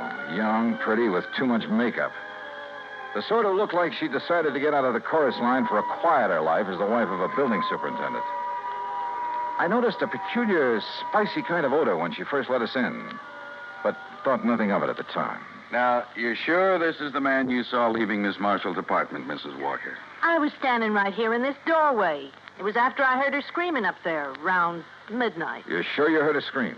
Well, my husband heard it first. He woke me up, pounding on the wall between our bedrooms. Well, didn't he get up to investigate? Oh, no, the lazy... Well, he's been sick. He's still sick. But then I heard the screaming, so I run into his room and ask him what to do. Go back to bed and forget it, he says. It's probably just a party upstairs. Then you went up and found the body, huh? Well, first I tried to sleep, but I kept thinking I heard noises. From upstairs? Well, no. You're sure? It was like maybe my husband was getting up or something. Go on. Well, finally, about 2 a.m., I went up to her apartment. When she didn't answer my knock, I let myself in. And there she was, dead. Who called the police, you or your husband? Him? Huh. Besides, I told you he was sick. He still is. I'd like to talk with him. Oh, sure. If he's sober enough. Come on. That was a funny crack. If her husband really was sick. She led us toward the rear of the apartment, and I mistakenly started to enter her bedroom. That peculiar odor again, only more pronounced. And believe me, it was an arpege. Here, mister, this way. Her husband's bedroom was pretty much of a mess, untidy, with pictures of bathing beauties, calendar art, and some striking pictures of Mary Grace Marshall plastered all over the walls. This room had an odor about it, too, of stale booze. Here you are, Charlie. No, I tell you, I don't want any more of that stuff. Well, you seem to think it'd make you feel better. I did. What did you... Oh, the cup again. That's right, Mr. Walker. And this is the guy I seen coming down from your girlfriend's apartment after all the screaming. His name's Johnny something. You actually heard screaming up there, Mr. Walker? Yeah, awful racket. Woke me up. Scared me. What do you mean? That poor girl up there, all alone. Only she wasn't alone. But then it stopped. I figured maybe I'd been wrong. Had a nightmare or something. Yeah, sure. A dream about her. You think about me for a change instead of dreaming about that dame. Shut up. Talking about her, dreaming about her, sneaking around to have a look at her when she came in and Shut up, out. I tell you. If you wasn't sick, I think you'd sneaked up there and done her in because you couldn't have her. Will you take her out of here? It wouldn't be the first time a drunken bum has killed somebody. Shut up! Shut up! Mrs. Walker, I thought I told you this man was supposed to be kept quiet. Oh, well, now, look, Doctor, Doc, yet I walk in here and find this sort of thing going on. Go on, all of you. Out of here while I attend this man. Just a minute, Doctor. Out immediately. This is a heart case complicated by a very serious virus infection. Doc, if I can have just one minute. Later, officer. I must save this man's life. Come on, Randy. You too, Mrs. Walker. Sure. He's been getting alcohol again, strictly against my order. Now, look here, Mrs. Walker. No, wait. Huh? Come on upstairs with me again. Oh? What'd you think of? A couple of things, Randy, that I believe will clinch this case so fast. Come on. Act 3 of yours truly, Johnny Dollar, and the Mary Grace matter.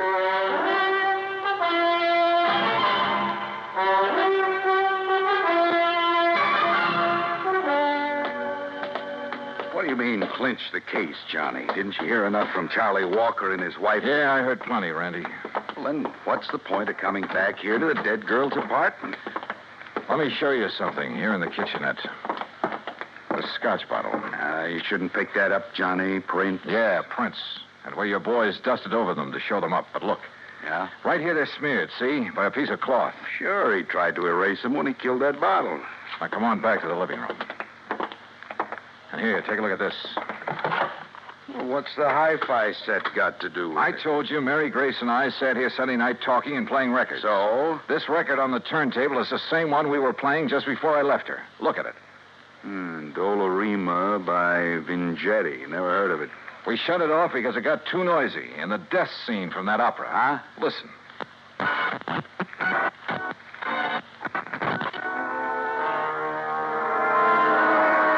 Yeah, here it is.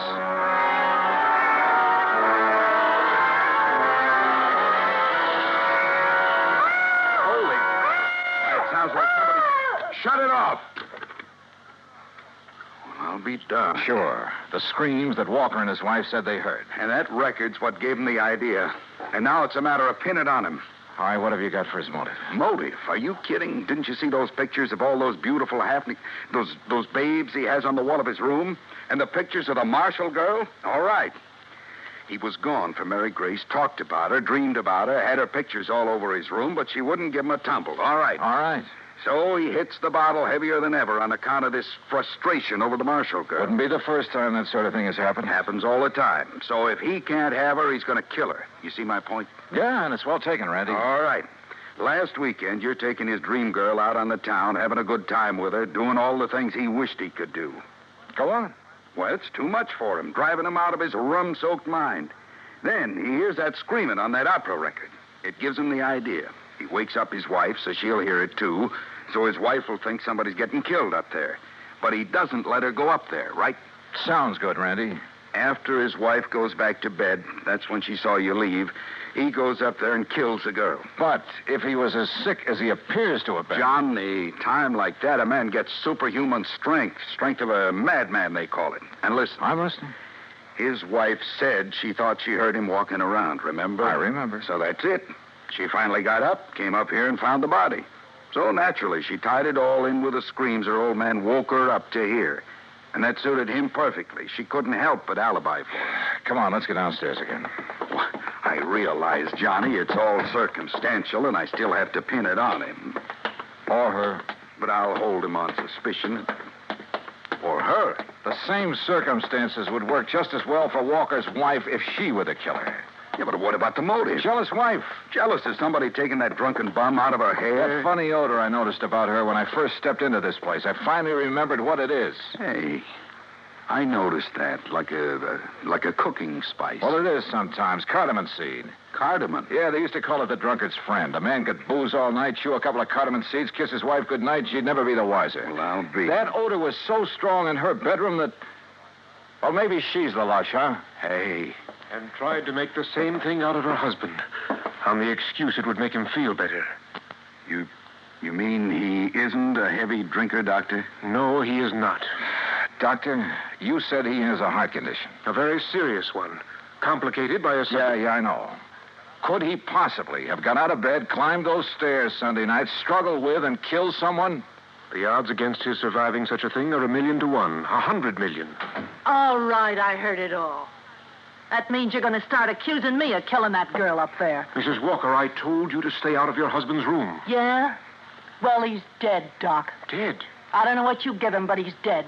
Did you give him more liquor? No. But you gave him enough before I came to... Wait here, all of you. Well, you're going to try to pin that Marshall dame on me now that Charlie's gone? You've already pinned it on yourself, Mrs. Walker. What? You thought you'd left no fingerprints on that bottle up there. Well, I didn't. I used a handkerchief. Yeah. I... That's what I thought. But, no, wait a minute. I didn't mean that. Too late, I'm afraid. Oh, no, it ain't. Put down that gun, Mrs. Walker. All right. So I killed that dame on the second floor. And if I have to kill you,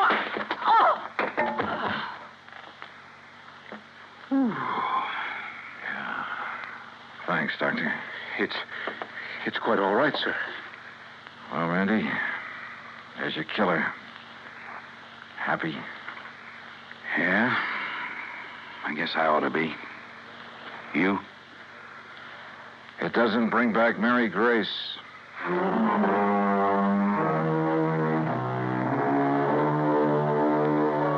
Expense account total, including transportation back to Hartford? No, wait. I took on this case myself because of Mary Grace and, well, whatever she may have meant to me is none of the company's business. Oh, sure, you'll have to pay the claim on her policy. But let it go at that, will you? The rest is on me. I want it that way. Understand? For old time's sake. Yours truly, Johnny Dollar.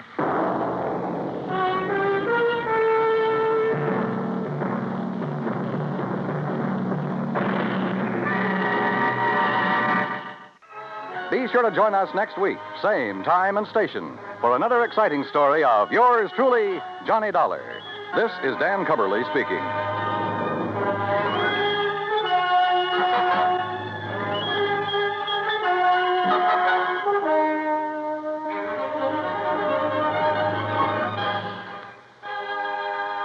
This is the United States Armed Forces Radio and Television Service.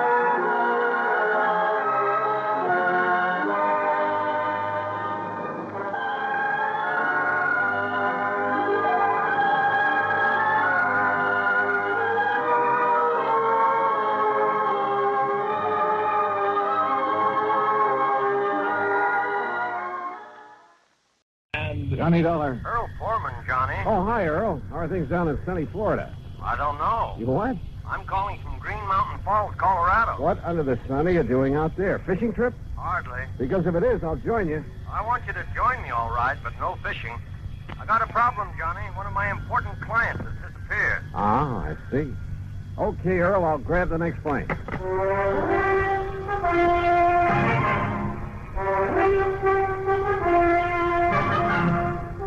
Bob Bailey in the exciting adventures of the man with the action-packed expense account. America's fabulous freelance insurance investigator. Yours truly, Johnny Dollar. And now, Act One of yours truly, Johnny Dollar.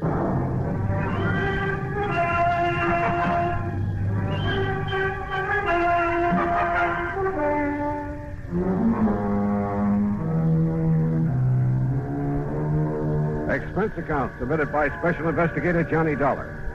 To the Tri-State Life and Casualty Insurance Company, attention Earl Foreman. Following is an account of expenses incurred during my investigation of the Three Sisters matter.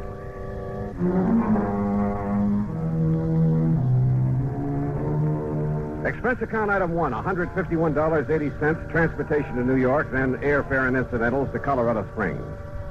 Earl met me at Peterson Field, the municipal airport. Oh, I'm glad to see you, Johnny. Hi. Toss in your bags and hop in. Okay, sure. And where's this Green Mountain Falls you call from? A little place about 12, 13 miles east of here. I'm staying at the Lucky Four Ranch. One of the last places Rolanov was seen. Rolanov? Misha Rolanov, the concert pianist. Oh, no. Oh, sure. Yeah, I've heard of him. He has a little place up on the mountain just back of the Lucky Four where he and his daughters live when he's not on concert. Daughters? How many? Olga, Maria, Ada. Now, here's what happened. Rolanov and the girls, well, they're really stepdaughters, by the way. Oh, where's the mother? She died some years back. Well, anyhow, they arrived up here about 10 days ago, right after his last concert swing over in Europe. Well, what does he do when he's up here? He and the girls just loaf. Oh, he has a piano in his cottage to keep him practiced, that's all. And now you say he's disappeared. You see, Johnny, he was fond of taking long walks. This is pretty good hiking country. Oh, I can see that all right, if you're part mountain goat. Yeah. Well, anyhow, 3 days ago, right after breakfast, he started out on his usual morning walk. He stopped in for a second cup of coffee with Ray Schmishny and his wife. Who are they? Ray and Glee run the Lucky Four. Oh, yeah. Well, go on. Well, that's all. That was the last time Rolanov was seen. Well, has any kind of a search been made? Yes, and that's not easy terrain to search. There's been quite a bit of snow, too, enough to cover up any tracks he might have made. All right. Do you know of any reason he might have wanted to disappear? No, I don't think so. I knew him very well, Johnny. I've known him for years. Of course, he occasionally got fed up with having 3 girls around his neck all the time. Silly man. Well, that who wouldn't, but he loved them, I'm sure. Especially Ada, the youngest. She's a brilliant pianist. Hey, Earl, tell me, how did the girls feel about him? Really feel about him? Oh, now, just a minute, John. Well, you said yourself they aren't his own blood. Well, just wait till you meet them and decide for yourself. Yeah, Earl, I will.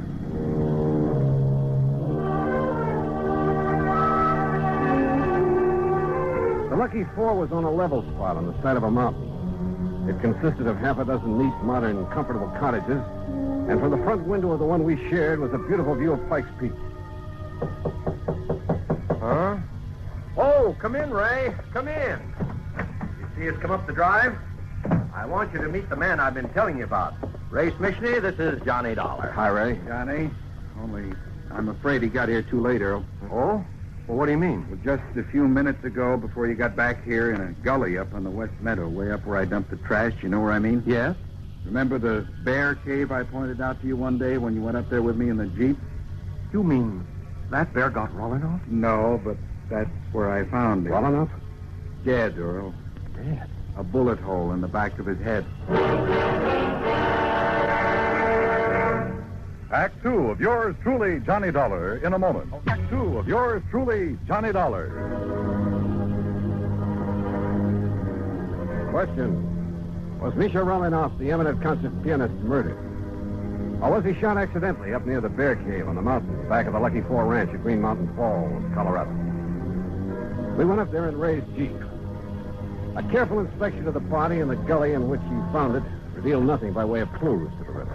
One thing, Johnny. Yeah, what's that, Ray? Well, like I told Earl here, I was planning to shoot that bear myself. Yeah? Letting him get nice and fat on the garbage from the ranch. So what? What's that? He used to come down every day, regular as clockwork, and tip over the pails and gorge himself. Well, what are you trying to say? It's been over a week now since I've seen him. Well, I don't see what you're getting at, Ray. Well, it could mean only one thing, Earl. Somebody else got to that bear before I could. And it must have been some time before Rolinoff disappeared. That's right. So his being killed here couldn't have been accidental by somebody gunning for that bear. Look here, Johnny. This cartridge case I picked up. Oh? Let's see. Yes. 257 Roberts. Where'd you find it? Behind that tree there down the slope. You know anybody around here who shoots a 257 Roberts? All the hunters in these parts use a 30-06 or a 270 or a 30-30. Only 257 I've... Well? What's the matter, Ray? You look sick. Yeah. There's a 257 up in the Rolinoff cottage, and one of the girls, she's a pretty good shot. Ray, you know what you're saying. Which one, Ray? Olga? Maria? Ada? No, I won't do it, Johnny. I won't accuse her. Look, this is no guessing game. This is murder. No, Johnny, I can't believe it. Not one of them. Besides, look, I got to drive into Colorado Springs, notify the coroner and the police. But if you know something that'll help us... No, Johnny, because if I was wrong, I'd never forgive myself. Don't you understand? Oh, all right. Earl, do you know the way up to the Rolinoff place? Yes, Johnny. Road all right for my car, Ray? Yeah, it's okay. Then let's go.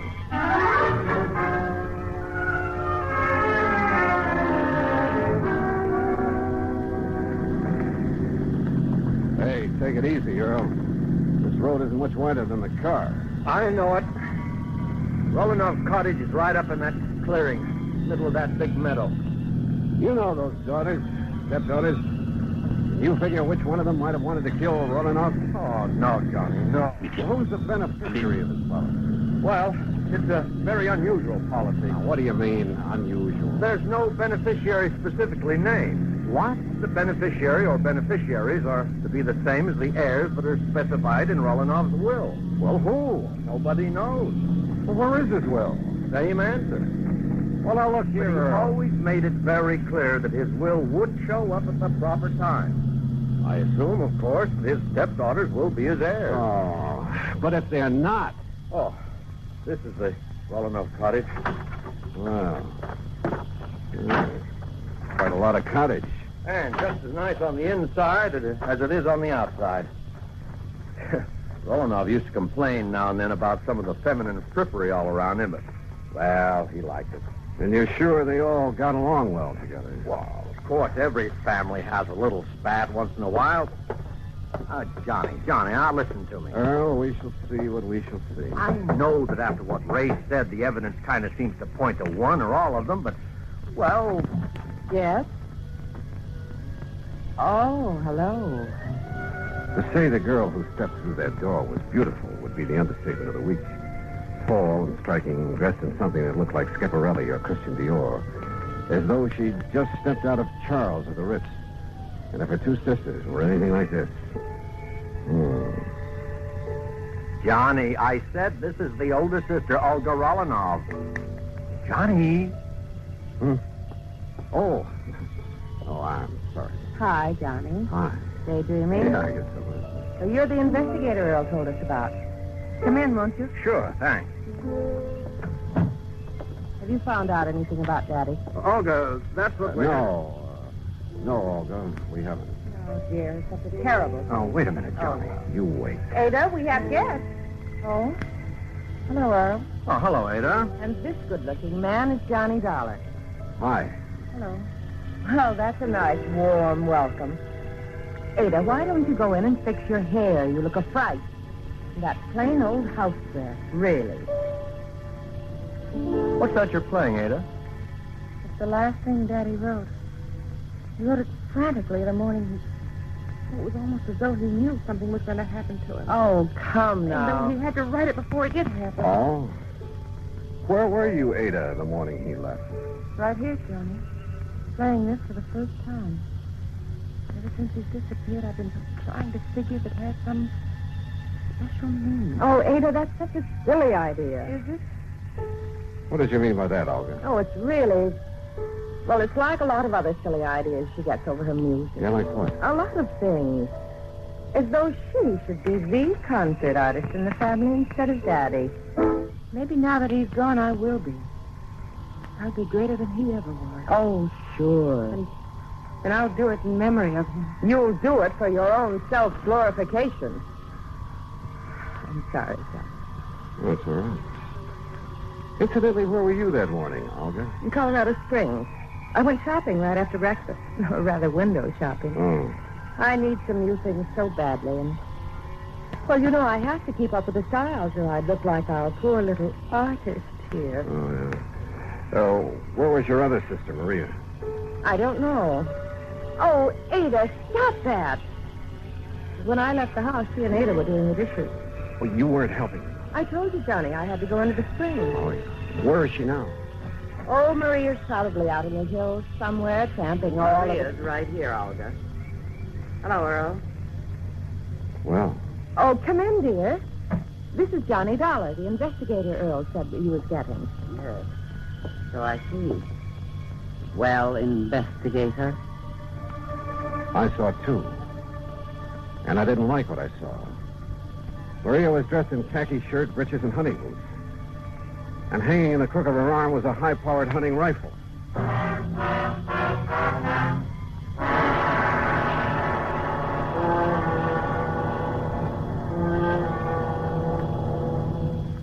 Act 3 of yours truly, Johnny Dollar, in a moment. Act 3 of yours truly, Johnny Dollar, and the Three Sisters Matter.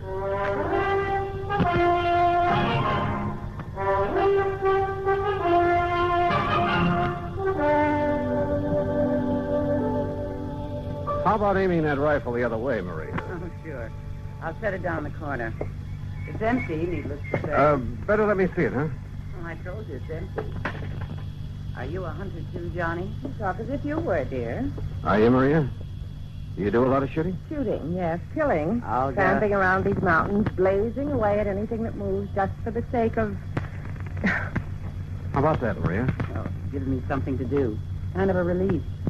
What else is there to do in this godforsaken place? Have you any other guns? A little 22 that I use for plinking. We all use it. Why? I want to see that one you put in the corner, Maria. Sure. And please don't start waving it around the way you did. Here you are. Why are you so interested in it? Oh, 30-06. That's right. Johnny? And your only other one is a 22. That's right. But why? That's no 22 up there over the mantel. That's Daddy's son. An LT-57. Oh? Get it down for me, Maria. Why? And why all these questions, Johnny? Better tell them, Johnny. Yeah, I guess. Tell us what? We found your father's body.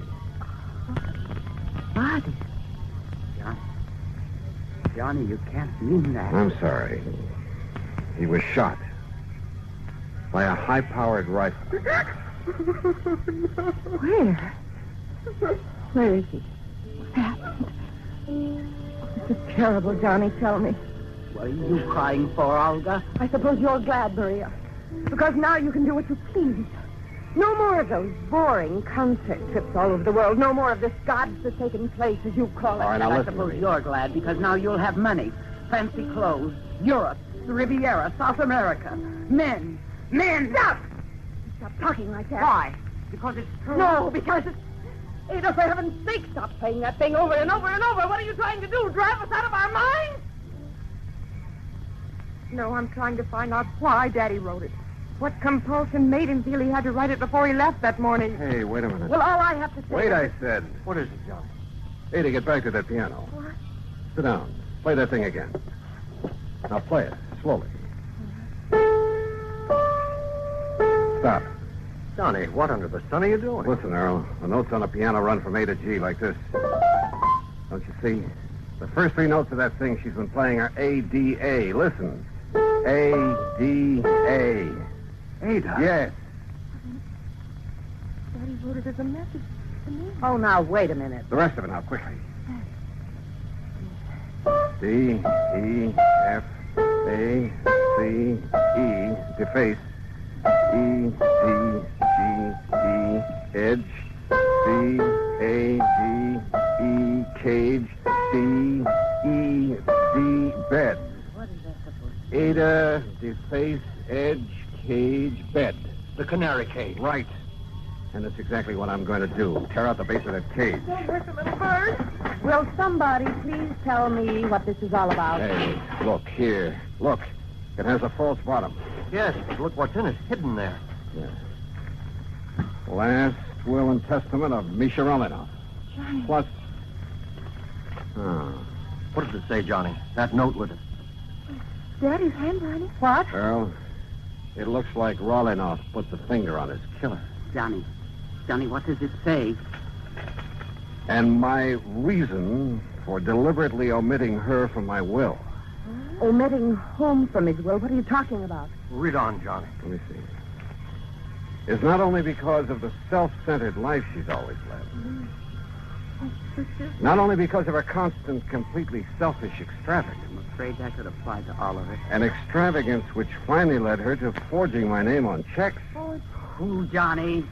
Then when I discovered that she was sneaking out and practicing with the old rifle that's kept over the mantel. The 257. It was kept over the mantel. Don't move. Oh, no, put it down. All right. So he cut me out of his will. And if I can't have what I wanted, you won't have it either. Now, look here, I'll Don't go. move. This gun holds 5 shots. I know because I reloaded after I killed him. Olga. And now you all know that I killed him. All right. 1 shot is for you, Maria. 1 is for Ada. 1 is for you, Earl, and 1 for Johnny. Olga, listen. And that leaves 1 for me. So that when I've finished, no one will ever know. Olga, you're out of your mind. Maybe so. But what difference does that make now? Because now there's no other way out for me. There's nothing else. I can't stand still. Because this is the end. All of it. No. It's empty. It's empty. The gun won't stop me. There's Maria's gun. Not for you. I'll got to leave you. You creatures. Oh.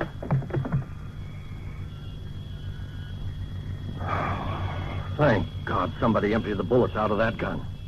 Yeah. Maria? Yes, Johnny. Ada and I, we didn't want to believe it. We tried not to, but I guess we knew that when Daddy disappeared, she must have somehow said something like this might happen. And she did kill him. And she did. Oh, Johnny.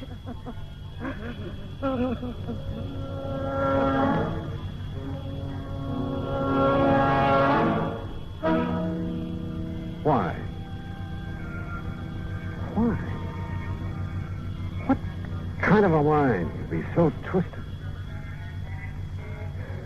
Expense account total, including fare back to Hartford, $351.20. Remarks? None. Yours truly, Johnny Dollar.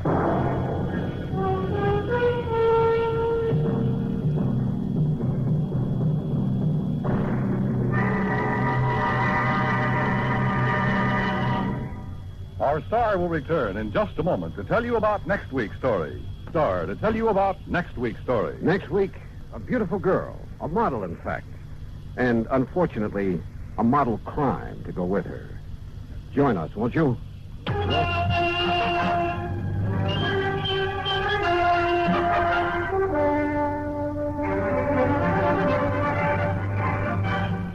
This?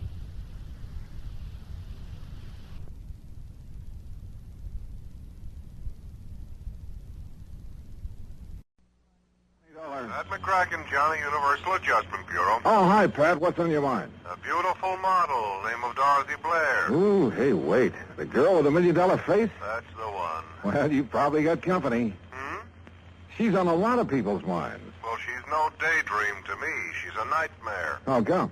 Well, that face of hers may not be worth quite $1 million, but it's worth at least $100,000. That's what we've got it insured for. So? So it looks like somebody's trying to tear it up. The policy? No, her face. She got slugged last night. Want to look? At her? Sure, I'll be right over.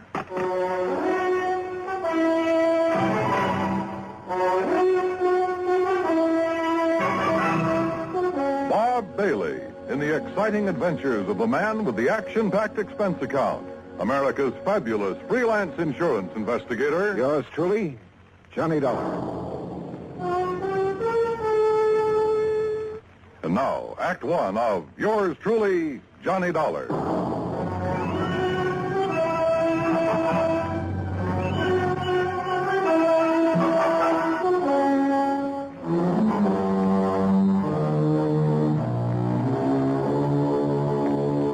Expense account submitted by Special Investigator Johnny Dollar to the Home Office, Universal Adjustment Bureau, Hartford, Connecticut. Following is an account of expenses incurred during my investigation of the model picture matter. Expense account item 1, $1.20 for a taxi from my apartment to your office, Pat, where I picked up Dorothy Blair's address, then headed for New York. That's item 2, $36.20. I arrived at her apartment just as the doctor left. Even with a couple of bandages on her face, I think you got a bargain, Pat, insuring it for only $100,000. I guess I'm lucky, Mr. Dollar. My doctor says there won't be any permanent scars. Well, just what happened, Miss Blair? Well, I came home last evening about dinner time. I opened the door to my apartment here and started to reach for the light switch. Then suddenly I saw a shape beside me in the dark. Uh-huh. And? Before I could do anything, he hit me on the side of the head. I think it was a gun. It stunned me and I fell to the floor. Then what? I remember hearing the door slam. When I could get on my feet and turn on the light, whoever it was had gone. I see. You think it could have been a burglar looking for money or valuables? I don't think it was a burglar, Mr. Dollar. You mean you have some idea who it was? Well? Jerry Dunsmuir. Who's he? A fashion photographer. A creep, Mr. Dollar. Oh? The real article, believe me. They ought to put that guy's eyes in jail. You've modeled for him before? About a year ago. I swore I'd never do it again, and I didn't. Until yesterday. Yeah, well, go on. Jerry'd gotten a commission to do a spread on winter fashions. He wanted to make some street shots with me in tweeds. Things like that. Street shot? Well, I figured the street would be a lot safer for me than his studio. But it didn't turn out that way, huh? No. After the second picture, he started in again with the same old line. And he's not very subtle, believe me. So? So I walked out on him. He didn't like it. But is that enough reason for him to break into your apartment and slug you? It wouldn't be for most people. But like I say, he's a creep. Yeah. Okay, Miss Blair. Thanks. I'll have a talk with Dunsmuir. And that was easier said than done. I took a cab to his address. That's item 3, $1.60. But his studio was locked up tight. So I contacted my old friend, Detective Lieutenant Al Rico at 18th Precinct Headquarters. You think you got troubles, Johnny? Try some of mine on for size. Oh, like what, Al? Like an unsolved murder I got tossed in my lap. Oh, that one I've been reading about. The girl up in... Yeah. Edith Summers. No lead. Oh, sure, a real fat lead, except it's no good. Her ex-boyfriend, Ed Chatsworth. Lots of motive, but no case. Alibi? Airtight. So I got troubles. Now tell me yours. Mine? Well, I'm trying to get a lead on a fashion photographer named Jerry Dunsmuir. Dunsmuir? I never heard of him. How come you're interested? Dorothy Blair got slugged last evening. Oh, yeah, the girl with the $1 million face. I heard about it. She thinks Dunsmuir might have done it. I went up to his studio to have a talk with him, but it was locked up. Well, I'll have her files checked, but if we had anything hot on him, I think I'd remember. Yeah. Well, it was just a chance. Excuse me. Rico. What? Yeah. Okay, I'll be right down. That was about your Jerry Dunsmuir, Johnny. Oh? A couple of my boys have found him. Great. Yeah. They found him floating face down in the river. Act 2 of yours truly, Johnny Dollar, in a moment. And now, Act Two of yours truly, Johnny Dollar, and the Model Picture Matter.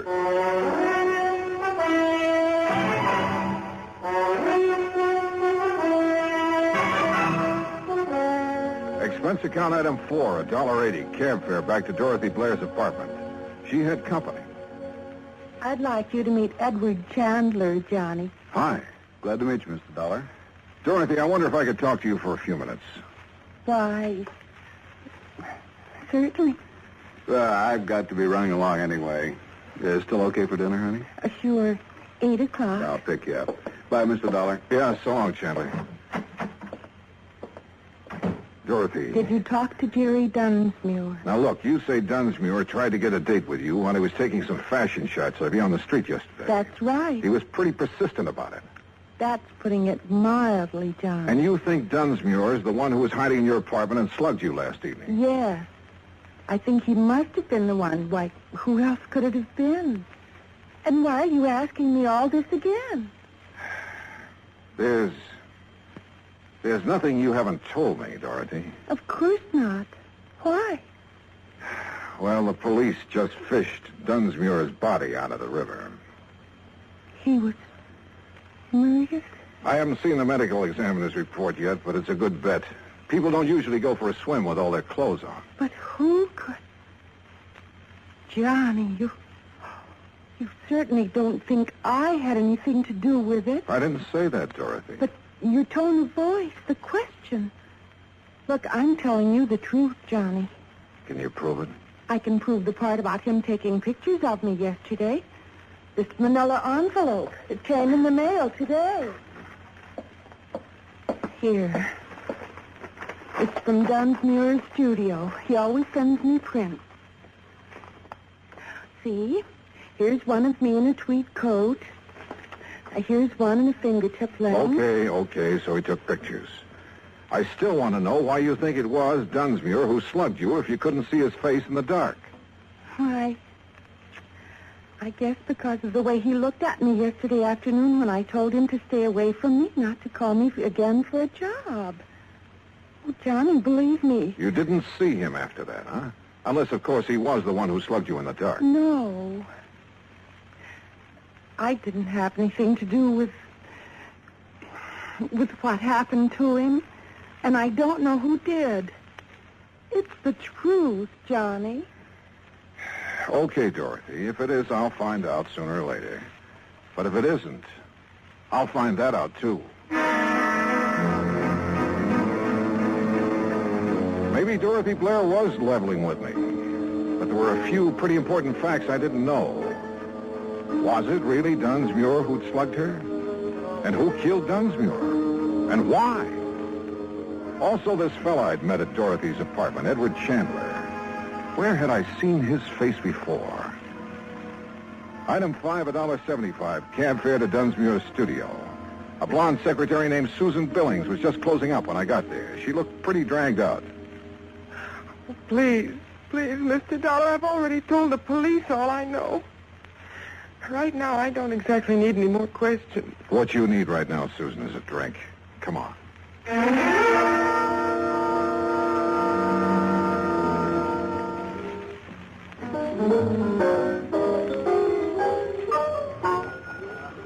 Feeling better, Susan? Oh, yes. Thanks. But I really don't know anything that would help you, Mr. Dollar. How long did you work for Jerry Dunsmuir? About a year. And you can't think of anyone who would have reason to kill him? Nobody. You know he had quite a reputation for being sort of eager with some of the models. That was a long time ago, Mr. Dollar. He'd changed. Not according to Dorothy Blair. I'm not interested in Dorothy Blair or lies about Jerry. Tell me, do you happen to know a man named Edward Chandler? I met him at her apartment. No. Did Jerry Dunsmuir ever mention him? Not that I remember. So you think Dunsmuir had straightened himself out, then? I know he had. How can you be sure? He told me. Oh, but You look see, at Mr. Dollar, Jerry and I, we were going to be married.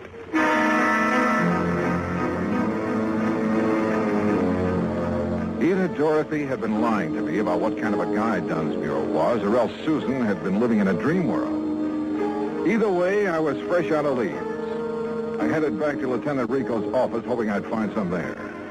Johnny, the only thing we know for sure about Dunsmuir is that he sure had a weakness for women. Yeah, but Susan Billings believes that she was his one true love. I know. And I've been thinking about her. Maybe she found out about Dunsmuir's activities and didn't like him. It's a possibility. But if she knows more than she's told us, she's a pretty good actress. Uh-huh. The same goes for Dorothy Blair, which reminds me I want to have another talk with Dorothy. I picked up a couple of names out of Dunsmuir's past, and I want to see if they mean anything to her. Want to come along? Sure, but we'll have to hurry. Hurry? Why? She has a dinner date with a guy named Chandler at 8 o'clock, and it's 1:45 right now. Okay, let's go.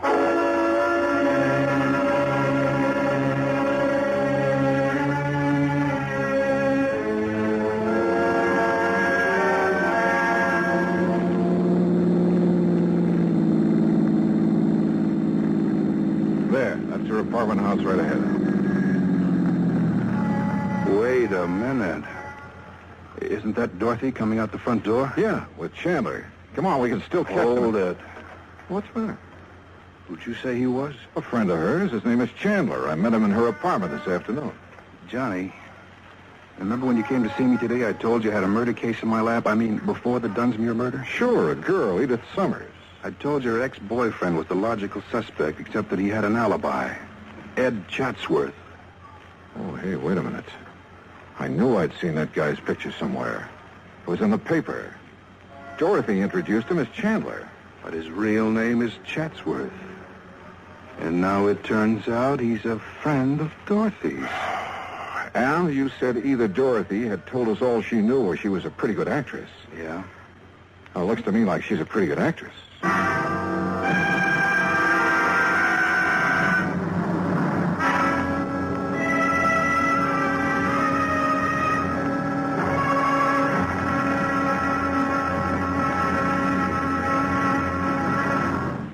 Act 3 of yours truly, Johnny Dollar, in a moment. Act 3 of yours truly, Johnny Dollar, and the Model Picture Matter.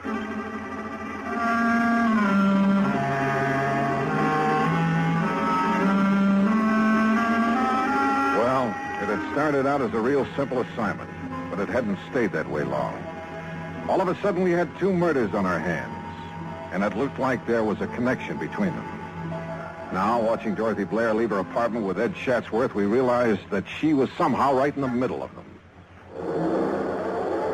They're driving off in his car. Going to tail him, Al? That won't be necessary. Ever since I questioned Chatsworth about the Edith Summers killing, I've had a tail on him. No, Johnny, what we better do right now is start putting some pieces together and see what they add up to. Okay. The first victim was Edith Summers. Killed in her apartment, the Blackton Arms. And you figure that her ex-boyfriend, Ed Chatsworth, had the motive. Well, we heard that Chatsworth wanted to drop her, but she wouldn't drop. But you say he has an alibi. Two people swear he was out of the city the day that she was killed. All right. Dorothy Blair gets slugged in her apartment. She thinks the photographer, Dunsmuir, did it. Then Dunsmuir winds up dead that night. Right. And now we find out Dorothy and Chatsworth are friends. Begins to add up, Johnny. You think Chatsworth was trying to drop Edith Summers for Dorothy? If so, maybe they rigged the deal. Chatsworth was to get out of town while Dorothy handled Edith Summers. In that case, you're figuring Dunsmuir found out about the deal and came to blackmail Dorothy. Right. She won't go for it, so he slugs her. Then either she or Chatsworth, or both of them, decide to close Dunsmuir's mouth for keeps. It's a possibility, Al. Yeah. It is a possibility, isn't it? Al dropped me off at my hotel and headed back to his office. Item 6, $2, drinks. While I thought about the picture Al and I had built up to explain the killing. Well, it was all pretty logical, but somehow I couldn't buy it. Maybe, like Al had hinted, that $1 million face had gotten to me. If I could only talk to her alone, I felt I could find out if she was lying. About 10 o'clock, I went back to her apartment. No answer. Probably still out to dinner. I was about to leave when she stepped off the elevator. Why, Johnny, what are you... Hello, Dorothy. I'd like to talk to you. Well, I'm afraid I haven't time right now. Oh? Mr. Chandler's just parking his car. He'll be up in a few minutes. We have business. Your friend will have to wait. I want to talk with you. Why? All right. For just a minute. I don't understand all this, Johnny. Well, let's start out calling your friend Chandler by his real name, huh? What? Ed Chatsworth. I don't understand. I thought his name was Chandler. Oh, yeah? What's this all about, Johnny? Oh, drop the act, Dorothy. I suppose the name Chatsworth doesn't mean anything to you. Why, no, it doesn't. How about Edith Summers? Wait. She was the girl who was killed the day before yesterday. She sure was. I read about it in the papers. But I didn't know her, Johnny. You're sure you and Chatsworth didn't happen to arrange her death? Johnny. What's this all about? And your friend Dunsmuir, he wasn't by any chance trying to blackmail you? I don't know what you're talking about. Please, believe me. I didn't have anything to do with either of those killings. Johnny, I swear it. Okay, Dorothy. I guess I never could buy it. But I don't get this buddy-buddy routine, you and Ed Chatsworth. I only met Ed Chatsworth, or Chandler, as he called himself, yesterday. Let's have that again. That's right. He said he was organizing a big promotion and wanted to feature me in it. Why would he give you a line like that? I didn't realize it was a line. He sounded very convincing. He said he wanted to see some of my pictures to see if Pictures? Wait a minute. Those pictures Dunsmuir took of you. Ed's coming up any minute to see them. He wanted to see some outdoor shots, he said. When did Dunsmuir take those shots? The day before yesterday. The day Edith was killed. Where did he take them? We moved around from place to place. You still have the pictures? Right there on the table. Come on, let's take a look. Are these all that he took? As far as I know. Yeah. No, nothing here except you. Here, wait. This shot looks like the front of an apartment house. Part of the name in the picture. Blackton Arms. The apartment where Edith was killed. Johnny, look. In the background. A man stepping out of the apartment house. Yeah, out of focus. Hard to... Hold it. What is it? Is there a service entrance to your apartment? Yes. Somebody just came in. Get down. I shoved her to the floor and hit the light switch. None too soon. I eased out my gun but couldn't see a thing. And I knew I had to locate him before he located us. There was a cigarette lighter on the coffee table. I heaved it toward the kitchen and my aim was pretty good. The flash of his gun pegged him for me. I turned on the lights. It was Chatsworth, all right. I'd hit him in the shoulder, but he'd keep for the state. Johnny. He's the one who killed us, Edith Summers. Yeah, sure. He had an alibi rigged, but he spoiled it by walking out of her apartment into the background of that picture Dunsmuir took of you. Then he's also the one who was in my apartment. He probably recognized you by your face. Figured he could find the name of the photographer here. Slugged you when you came in. And I thought it was Jerry Dunsmuir. Poor Jerry. Yeah. Well, I imagine when Chatsworth comes to, we'll find that he killed Dunsmuir to get the negative. He certainly wanted that picture. Yeah. Most pictures don't do people justice. But I guess this one will do him all right.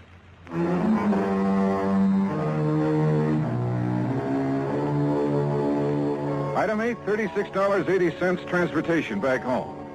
Expense account total, $103 even. Remarks? Well, there's a little snapper to the story, Pat.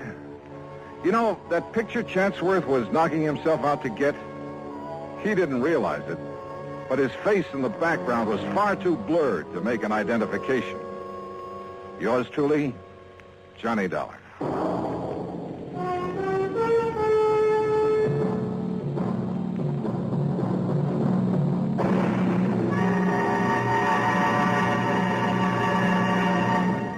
Our star will return in just a moment. Now, here is our star to tell you about next week's story. Next week, Well, the darling of me heart comes back to plague me again. My old friend Meg McCarthy. So join us, won't you? Yours truly, Johnny Dollar.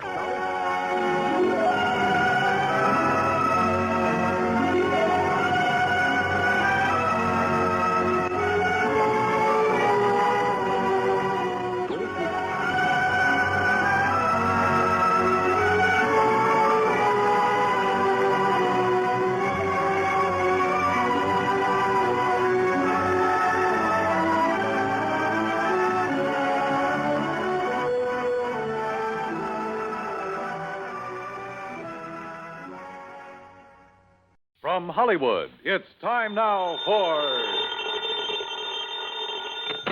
Johnny Dollar. It is a joy to me heart to be hearing the voice of me lover boy. Meg McCarthy. Yes, and how could you tell from so far away and so long ago? Now answer me that. Oh, Meg, I'd recognize that soft, dulcet voice of yours anywhere. How are you? Oh, Johnny boy, I've got trouble. And where are you, by the way? Port Hopeful is the name of the place. Port Hopeful, huh?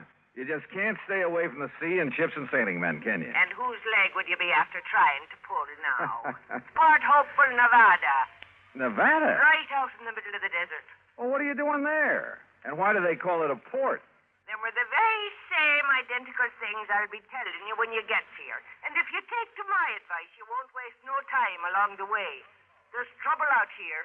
Insurance trouble. Oh, what company? Western Life and Trust, they calls it. The very same identical company that's insured the life of this blessed man what's laying dead at me feet. Dead at your feet? Meg, you don't mean... Just a minute. If you're by way of implicating that I done him in, you're just an evil-minded, suspicious young... Oh, forgive me, sweetheart boy. Huh? Well, you was worried about me, wasn't you? Well, certainly, of course. God love you, but me skirts are clean. Now, will you get moving and come out here? Well, it kind of depends. Oh? Meg. And just what kind of fancy double talking is that supposed to... Oh, no, you don't. What? Get your dirty, filthy, conniving hands off. Meg, what's the matter? Take them bracelets Meg. out of here and you... Meg! Well, I guess I was wrong, Johnny. I guess I am in trouble. Now. I'll grab the first plane.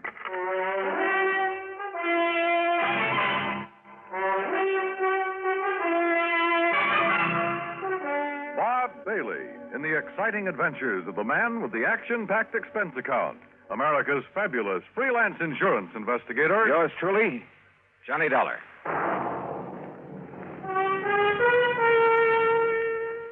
And now, Act One of yours truly, Johnny Dollar.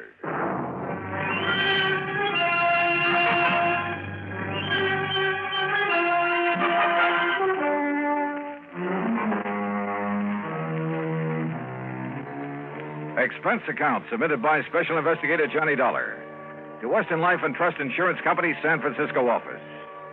Following is an account of expenses incurred during my investigation of the Alkali Mike matter. Expense account item 1, 375, telephone call to Bill Kemper at Western Life and Trust, who talked only long enough to order me onto the first plane for the coast. Item 2, 153.50, transportation on a late evening flight to San Francisco. Item 3, the next morning, 4:25, cab from the airport to Bill Kemper's office in the Lawson building. Ever hear of Alkali Mike Murphy, Johnny? Yeah, sure, Bill. Well, at least I think so. Isn't he the kind of legendary character who found so much gold somewhere out here? Over in the Black Rock Desert, Nevada. Yeah, a place called Port Hopeful? That's right. The original Alkali Mike had been the skipper of a sailing ship before he got the lust for gold back in the last century. Yeah, well, what about it? Finally found it. Plenty of it. Out there in the desert near the little town of Winnemucca. And?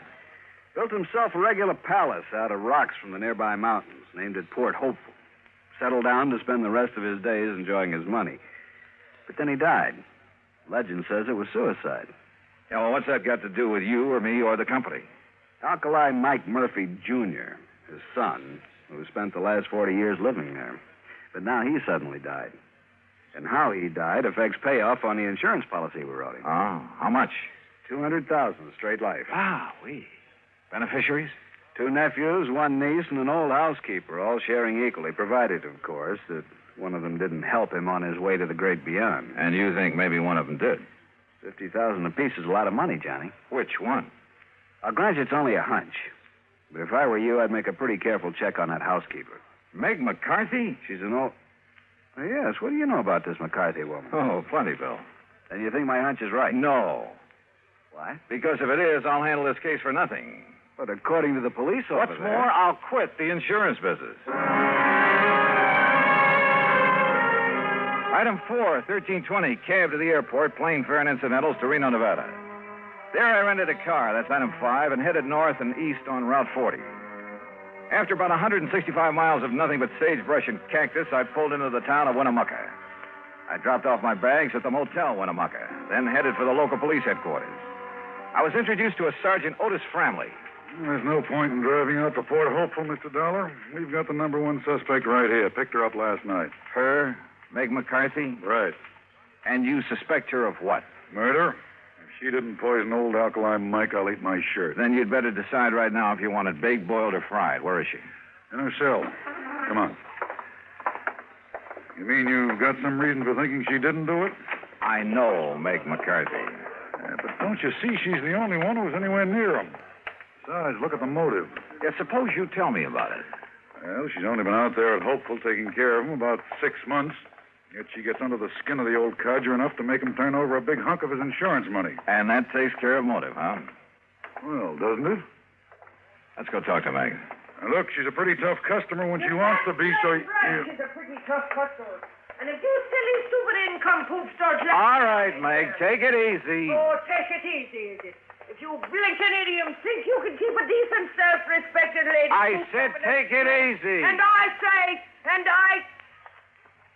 Oh, Johnny darling, me ever-loving boy. Hi, Meg, you old rascal. Sweetheart, I knowed you'd come to save me out of this horrible place. Yeah, well, that pretty much depends on you, on what you're able to tell me about this whole thing. You bet I'll tell you. Only, Johnny. What's the matter? Sure, I'll tell you. All I know. And it'll be the honest truth, Johnny boy. But don't you see? The only evidence I can give is enough to hang me. Meg. Oh, Johnny, I need your help. I need it bad.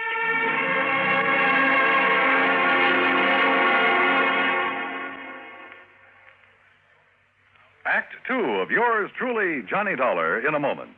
And now, Act 2 of yours truly, Johnny Dollar, and the Alkali Mike matter.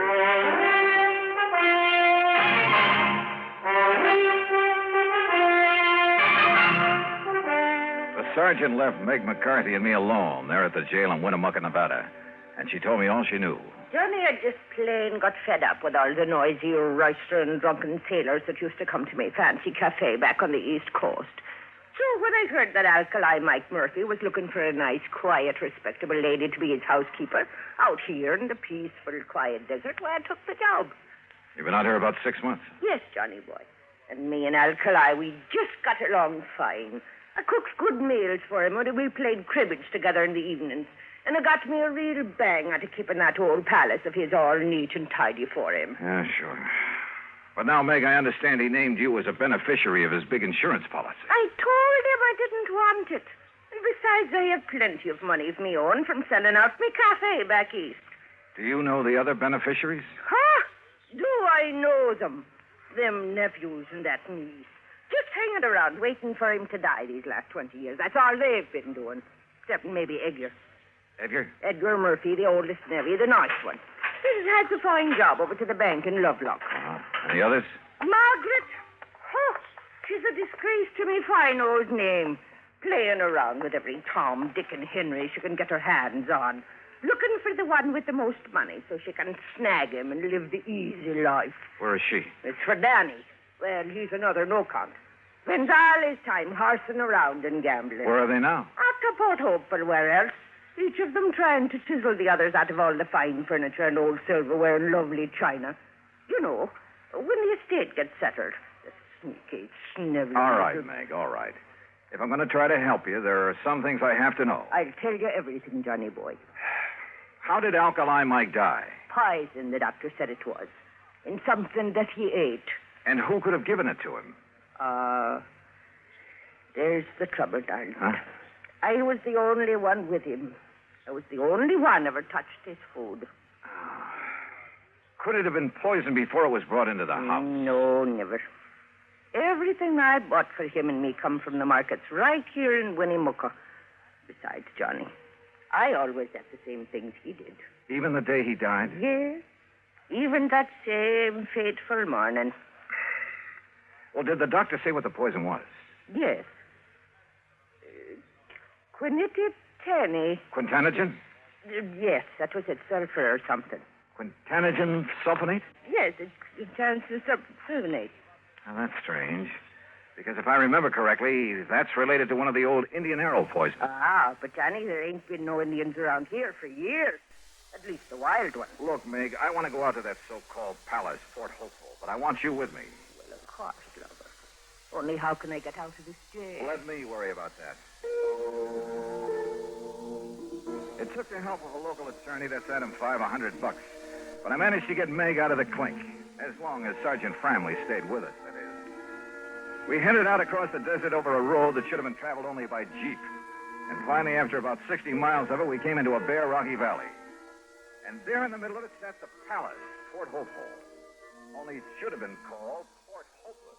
Ain't it a beautiful spot, Johnny boy? It was an atrocity, a huge, rambling jumble of native stone badly cemented together. There were almost as many doors sagging on their hinges as there were windows, as though the whole place had been put together one room at a time. Windows were set in at cockeyed angles, and most of them were dirty. 3 fairly new cars were parked out in front. The relatives, Dollar. They've been here ever since the old coot died, like a bunch of buzzards. Vultures. Yeah, I know what you mean. Well, come on, let's go in. Yes, and see how they've messed up our lovely palace whilst I've been languishing myself away in that hoot car. Hey, look, Sergeant, if old Alkali was murdered. Of course he was. How else would he get that poison? Well, how about these relatives? That's what I've been trying to tell these harebrains. All right, Meg, please. These bird-tailed idioms around here seem to think I'm the only one. Meg, shut up. Yes, dearie. You know I loved you when you talked to me like that. Just like my dear departed husband, God. Yes, all right. Well, what about it, Sergeant? Oh, you mean his own kin? No, Mr. Dollar. People out here in this part of the country have too much respect for their own kin. Even when there's a lot of money involved? Yes, I even go so far What do you mean, Sergeant, bringing that killer back here? Well, it's this way, Edgar. Yes, Sergeant, how dare you? Now, look, it's all perfectly legal. Legal? This woman killed our uncle. Now, look, will you? Mr. Dollar here is an insurance investigator. Johnny Dollar? That's right. Oh, I've heard about you. Well, I haven't. I'm Margie. And believe me, Edgar, everything will be all right with him here. Won't it, Johnny? Will it? I'm sure it will. We'll see. You want to come in? What do you mean, do we want to come in? You think we're going to stand out here on our feet all day? Why don't you drop dead? Oh, blatherskite. All right, Meg, come on. Sit down, Johnny. Here. Incidentally, where's the other nephew? Danny? I'm Danny Murphy, Dollar, and I agree with Ed. You've got no business bringing that old witch that murdered our uncle back into this house. Oh, that's all? She had no business ever being here. Chiseled her way into his affection so she could cut in on whatever dough he'd leave. And then to make sure he'd leave it in a hurry, she knocked him off. Uh-huh. Wouldn't that same reason make all 3 of you want to see him out of the way? Now, just a minute. Just take it easy, Danny. Well, what do you mean, take it easy? He's practically accusing us of killing Alkali. If the shoe fits, Danny boy. Why, you dirty... You lay one hand on Johnny Dollar and I'll tear your eyes out from limb to limb. Okay, Meg. Meg! Yes, darling. Mr. Dollar's right, Danny. Margie, and you know it. You know it as well as I do. Sure, we wanted him gone. We wanted his money, that insurance. If Danny here hadn't talked him into that insurance, we wouldn't even have that to look forward to. Well, can you blame us, Johnny, for not wanting her to share it? But she will.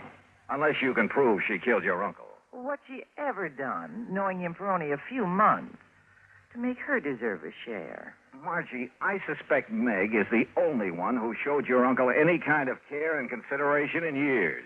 Well, what did you expect of us? Mr. Dollar's right. Why kid about it? Heaven knows she deserves his money as much as any of us, whether we like it or not.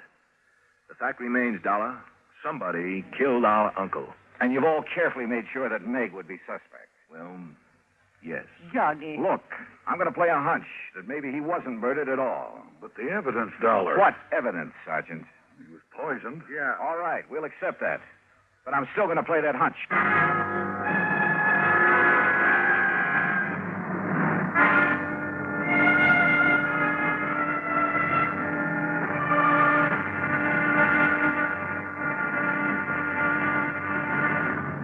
Act 3 of yours truly, Johnny Dollar, in a moment. Act 3 of yours truly, Johnny Dollar, and the Alkali Mike matter.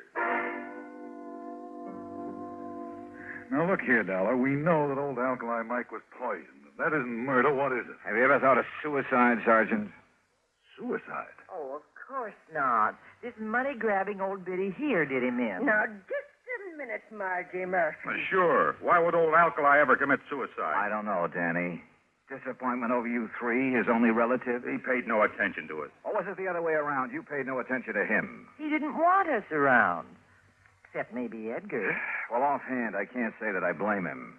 But he did welcome the care and whatever affection Meg may have given him. Yes, Mr. Dollar, that's true. She was after his money, that's all. I told him I didn't want his money. And if you don't shut up, you little squirm and conniving... Meg! All right. Johnny, bye. What are you looking so thoughtful about, Edgar? Suicide. Old Alkali's father chose to go that way. Yeah, I know. No one understood why. He had everything he wanted, money, even this so-called palace, this atrocity that he named Port Hopeful. You mean he had no more reason to take his life than your uncle? Well, that's what I mean, Sergeant. How did his father take his life? By drinking poison, an old Indian poison. Quintanogen sulfonate. Oh, no. Oh, the cup. What? The old cup that his father had used. What are you talking about, Meg? Come here, all of you. Come here in the dining room. What for, Meg? In here, where he keeps all the old silver and china and bric-a-brac. Here. Now look here in the china closet. There, you see. That cup or mug on the top shelf, Dollar. Is that the one his father used to drink the poison? Yes, but it's never been used since. Oh, no. No, Mr. Edgar, that's where you're wrong. What? Oh, saints preserve us. This is terrible. What is it, Meg? Get to the point. Yes, Johnny, but it scares me. Well? Every night after his dinner, Alkali, God rest his poor soul, he'd have his whiskey from one of the clay mugs on that shelf, a different mug every night. Yes, that's true. Except that never would he touch that one. The lavender one. Well, so what? Called it the death cup. Only he joked about it. But then the night before he died, he talked about it again. Let me see that mug. Well, I'll get it for you. He said it was making a superstitious old fool out of him.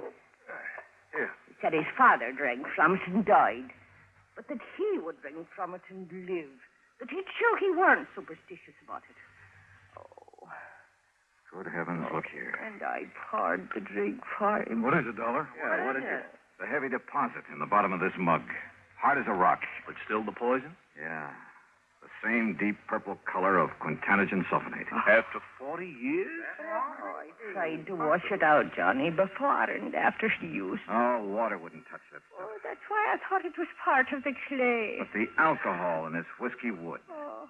It released enough of that poison to kill him. Oh, if only I'd have known.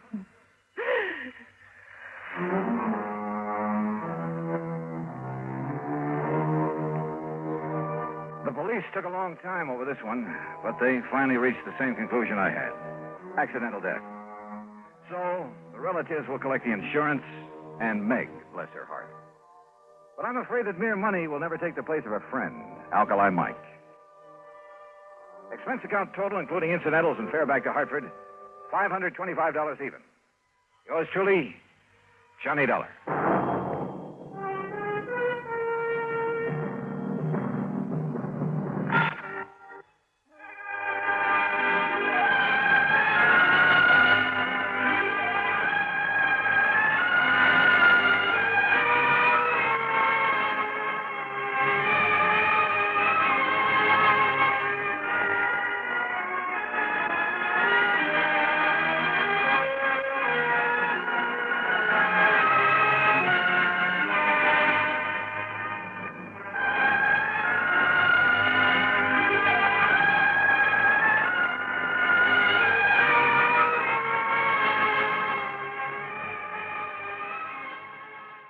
From Hollywood, it's time now for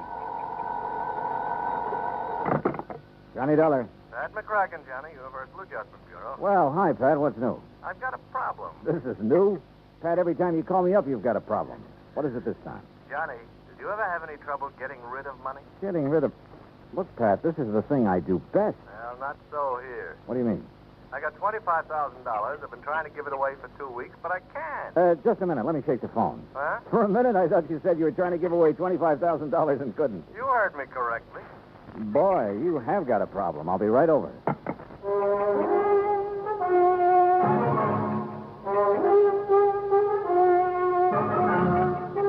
Bob Bailey in the exciting adventures of the man with the action-packed expense account.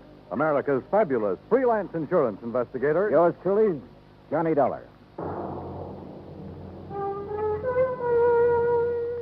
And now, Act One of yours truly, Johnny Dollar.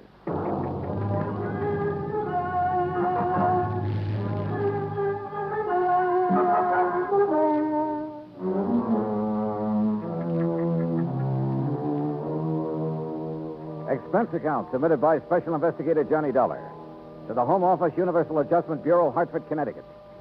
Following is an account of expenses incurred during my investigation of the Shy beneficiary matter.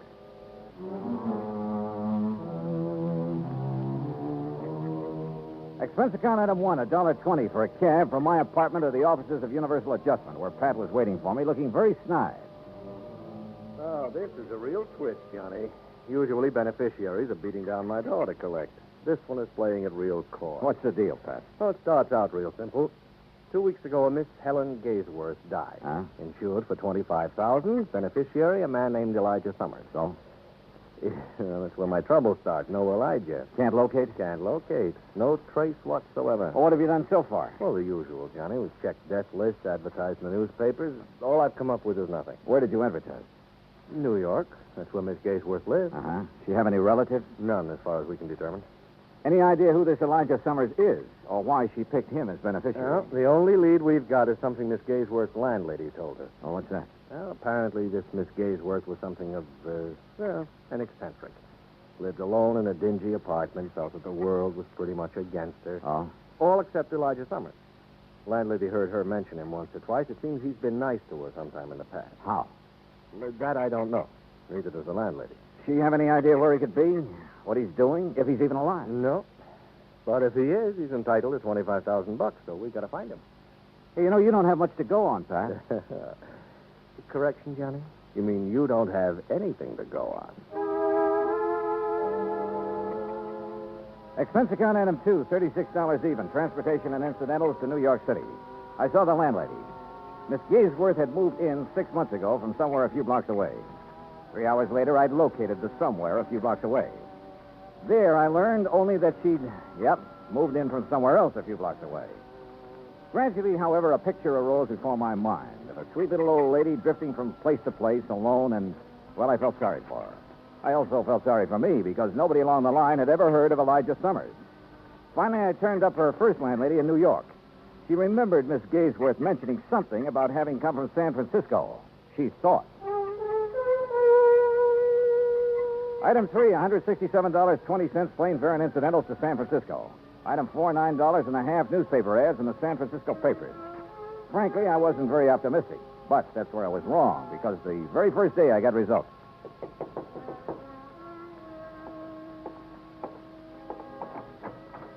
The results, incidentally, were blonde with brown eyes. Mr. Dollar? Yeah. I'm Janet Blake. May I come in? Oh, sure. Thank you. What can I do for you, Miss Blake? You're the one who ran the ad about Elijah Summers. Yeah, that's right. Has he answered it? Not yet. Do you have any idea where he is? No, none at all. That's why I advertised. Look, are you related to Mr. Summers? No. I'm a friend of his.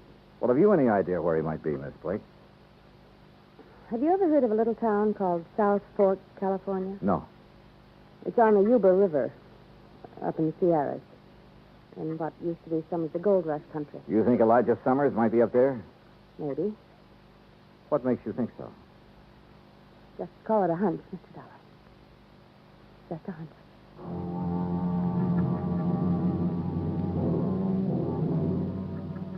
Item 5, 2750, a rented car to take me to the town of South Fork.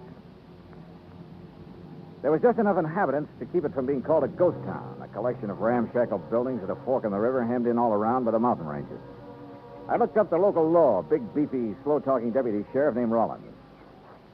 Elijah Summers? Yeah, that's right. I'm looking for him.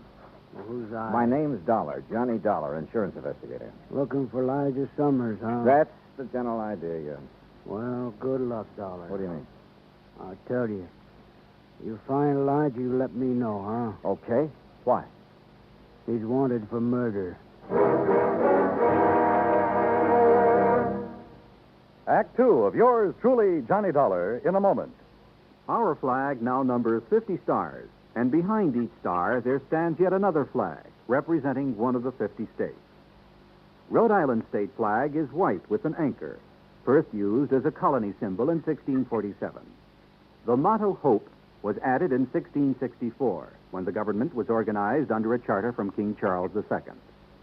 A circle of 13 gold stars were added for the original 13 colonies. This is the flag of a unique colony and state which carried out a most noble experiment in freedom. The Royal Charter of 1663 reads, "To hold forth a lively experiment, that a most flourishing state may stand and best be maintained with full liberty and religious concernment." Rhode Island's state flag, the flag of the 13th state to enter the Union, was adopted on May 19th, 1897. And now, Act 2 of yours truly, Johnny Dollar, and the shy beneficiary matters.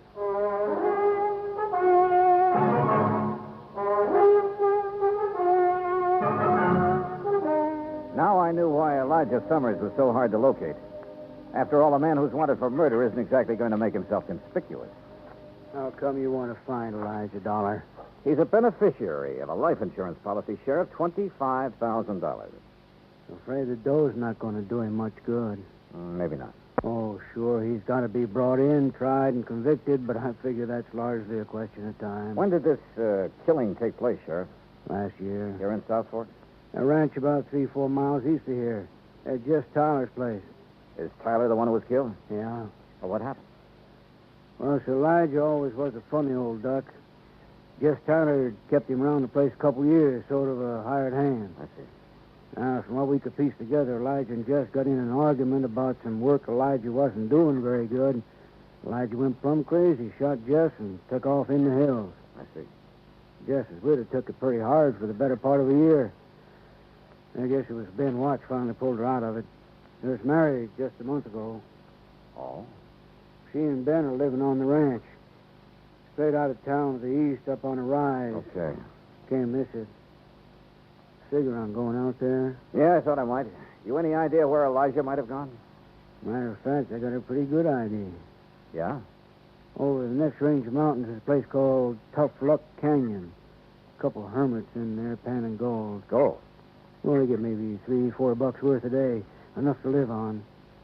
Now, I got me a hunch Elijah's holed up somewhere in there. Have you been up there after him? 2-3 times. Well? Well, someone's got to be careful. That Elijah's a mean shot with a 30-30. Jeff Tyler found that out. Besides, there's lots of places up in there for men to hide. Uh-huh.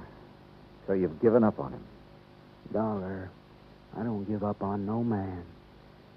Elijah stays up there long enough, he's going to get careless. One of these times I go up there, I'll get him. I got into my car and drove out to the Tyler Ranch where his widow Clara and her new husband Ben Watts were living. They were expecting me. Sheriff Rollins phoned us you were coming, Mr. Dollar. I doubt if there's much we can add to what he's already told you about Elijah and the killing. Well, I'm sure you don't enjoy talking about it, Mrs. Watts, but I don't mind any more, Mr. Dollar. Time has a way of taking care of most things. Of course, I still can't help feeling sort of bitter about Elijah. But I also can't help feeling sorry for him. Yeah, sure, I understand.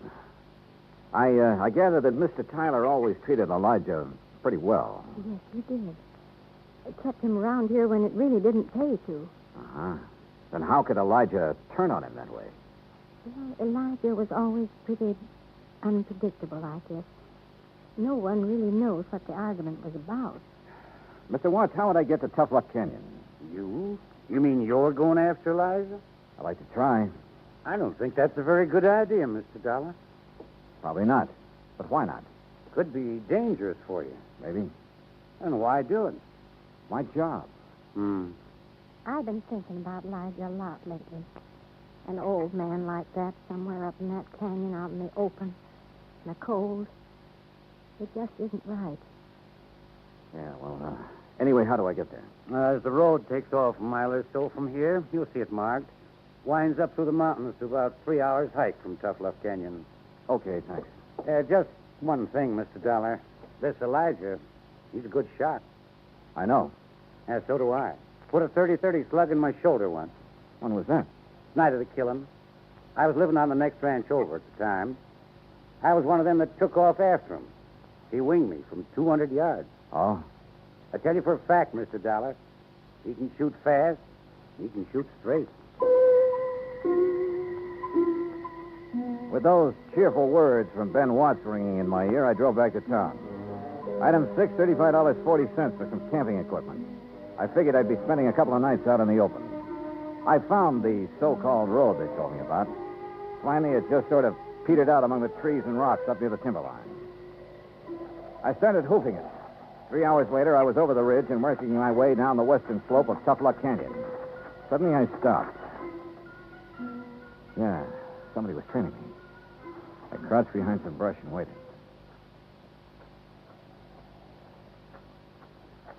Then I lunged. Hey, wait a minute. You're the girl who answered my ad about Elijah in San Francisco. Mr. Dollar. Janet. Janet Blake, isn't it? Oh, I'm afraid I lied to you about my name, Mr. Dollar. It's really Janet Tyler. Tyler? Just Tyler, the man Elijah killed. He was my father. Well, what are you doing here? Decide to take the law into your own hands, maybe? You don't understand. I don't want to harm Elijah, but he must be found and brought back. Well, I'm with you there. Then stay with me, because I think I can lead you to him.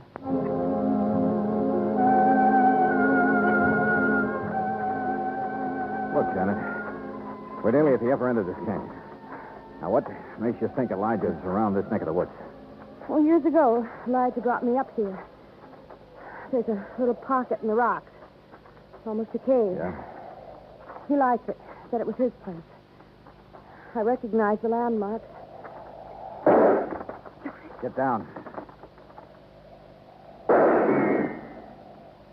Well, Janet, looks like we finally located Elijah. The hard way.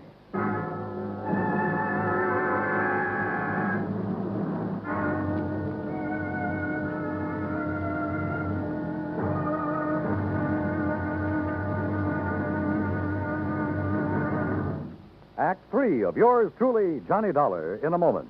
It is a very well-known fact that symbols are important to men everywhere.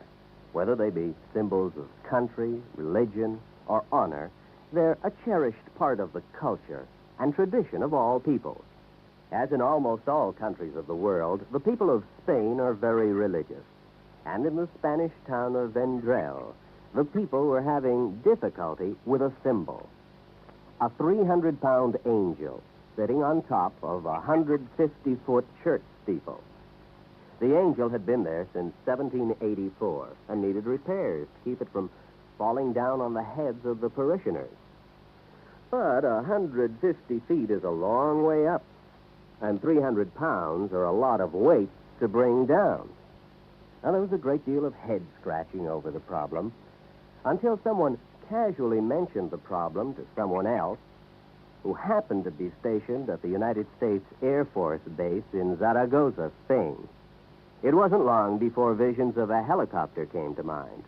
Because Americans like to help other people everywhere, the Air Force whirlybird lifted the angel from the church steeple, brought it down for repairs, and later returned it to its perch. So grateful were the people of Vendrell for this act of friendly cooperation that they held a mass celebration of American Day to show their appreciation. Television and newsreels carried the story of kindness. So did the newspapers and magazines throughout Spain. This gesture on the part of the United States Air Force created a new symbol, a symbol of friendship and understanding. It became a symbol of freedom, the right of all men everywhere. And now, Act 3 of yours truly, Johnny Dollar, and the Shy Beneficiary Matter.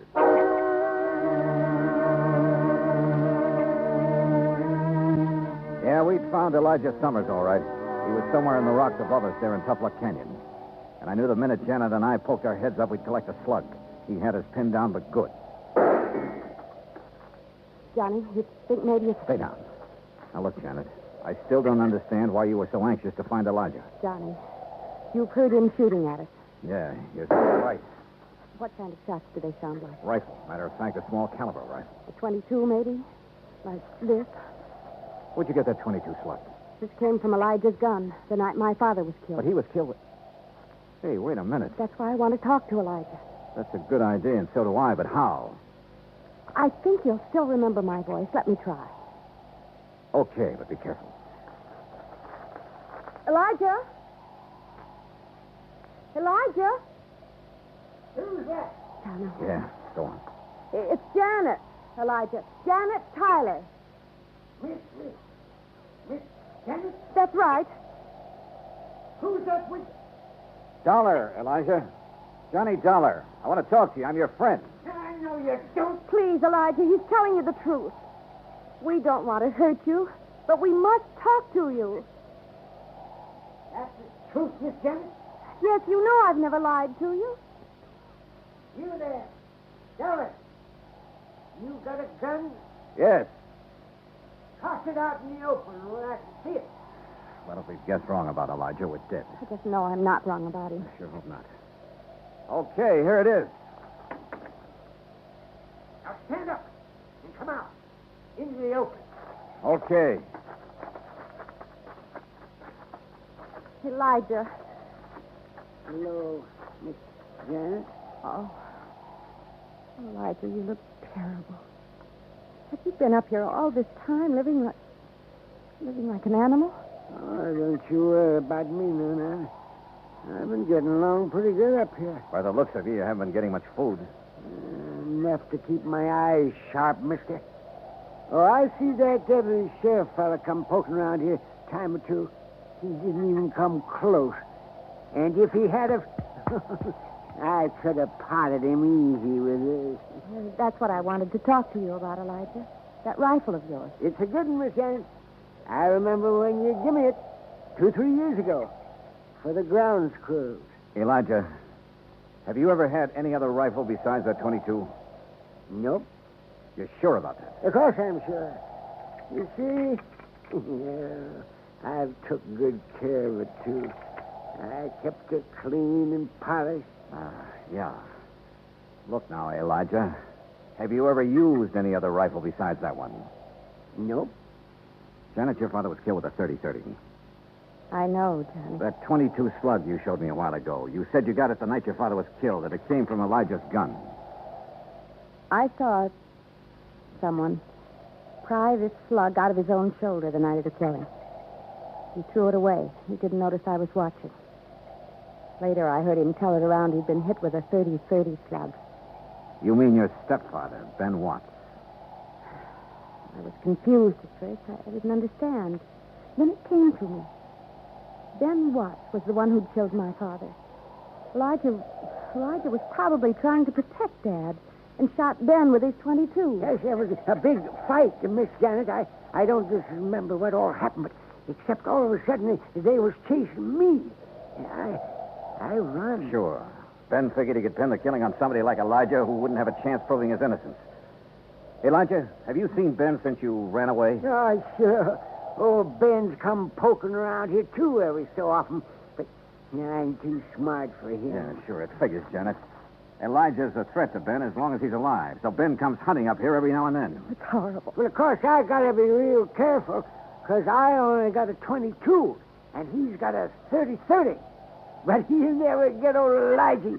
Believe you me, he won't get old. Elijah! Get down and keep quiet. The shot had come from a clump of rocks more than 100 yards away. I scooped up my automatic where I'd thrown it on the ground and started circling slowly, trying to get around behind the clump of rock. I'd almost made it when my foot slipped and sent a rock down the slope. He popped up then, ready to shoot, but lucky for me, his first look was toward the rock instead of me. He saw his mistake, swinging his rifle toward me, but he was too late. Johnny! Johnny! Yeah, right here, Janet. How's Elijah? Shoulder. He's all right, though. Johnny? Yeah, it's Ben Watts, all right. Is he still alive? Oh, yeah, he'll keep. Long enough.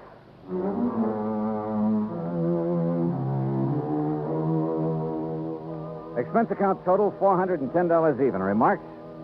Well, I turned Ben Watts over to the local law. And I helped old Elijah fill out his claim for the $25,000 insurance money Miss Gaysworth had left him. It ought to keep him real comfortable for the rest of his life. You know, Pat, once in a while I get the feeling that this job of mine is worthwhile after all. Yours truly, Johnny Dollar.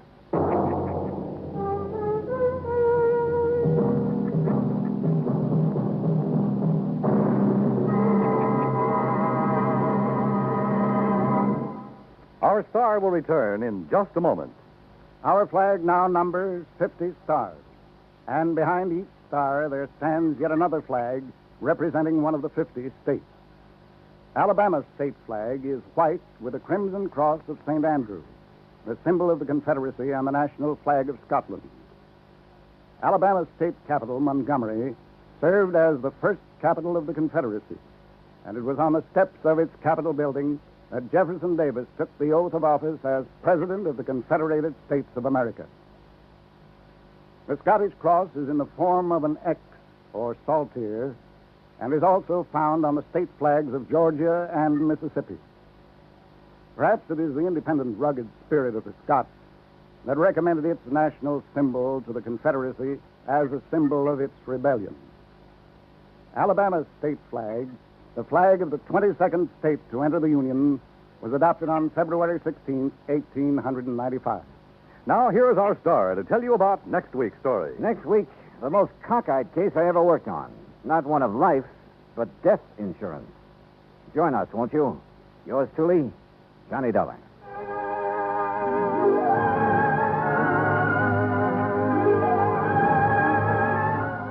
Yours truly, Johnny Dollar, starring Bob Bailey, originates in Hollywood. Written by Robert Rife, it is produced and directed by Jack Johnstone. Heard in our cast were Virginia Gregg, Jeanette Nolan, Larry Dobkin, Jack Crucian, Russell Thorson, and Howard McNear. Be sure to join us next week, same time and station, for another exciting story of Yours truly, Johnny Dollar. This is Dan Cubberly speaking. Frugal Man and... Johnny Dollar. Johnny, this is George Reed. Well, nice to hear from you, George. Especially when I have no assignment. That's fine. What's fine about it? No expense account to pad means how do I keep the wolf from the door? Unless, of course, Floyd's of England has the case for me. Huh? Well? Johnny. Yeah? Well, a few weeks ago, you were kidding at the time. Oh, now, George, how could I ever kid you? I'll let that one go. Yeah, you better. The point is, you rather jestingly asked me if instead of selling life insurance... Oh, no. Don't tell me. I'm afraid so. I'm afraid the company is saddled with what you might call a death insurance policy. You mean instead of insuring somebody against dying, you've insured him against living? Yes, John. Okay, Georgie. Say no more. I'll be right over.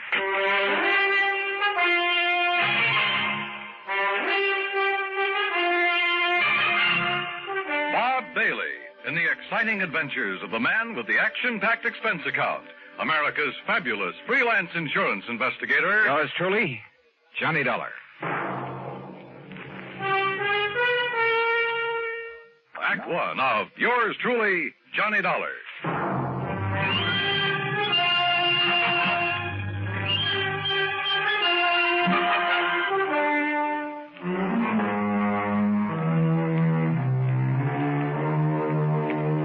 Expense account submitted by Special Investigator Johnny Dollar to Floyd's of England, American Office, Hartford, Connecticut. Following is an account of expenses incurred during my investigation of the Hope to Die matter.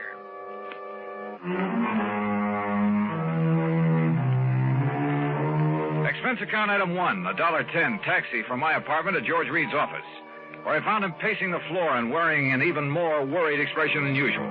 And believe me, that's something.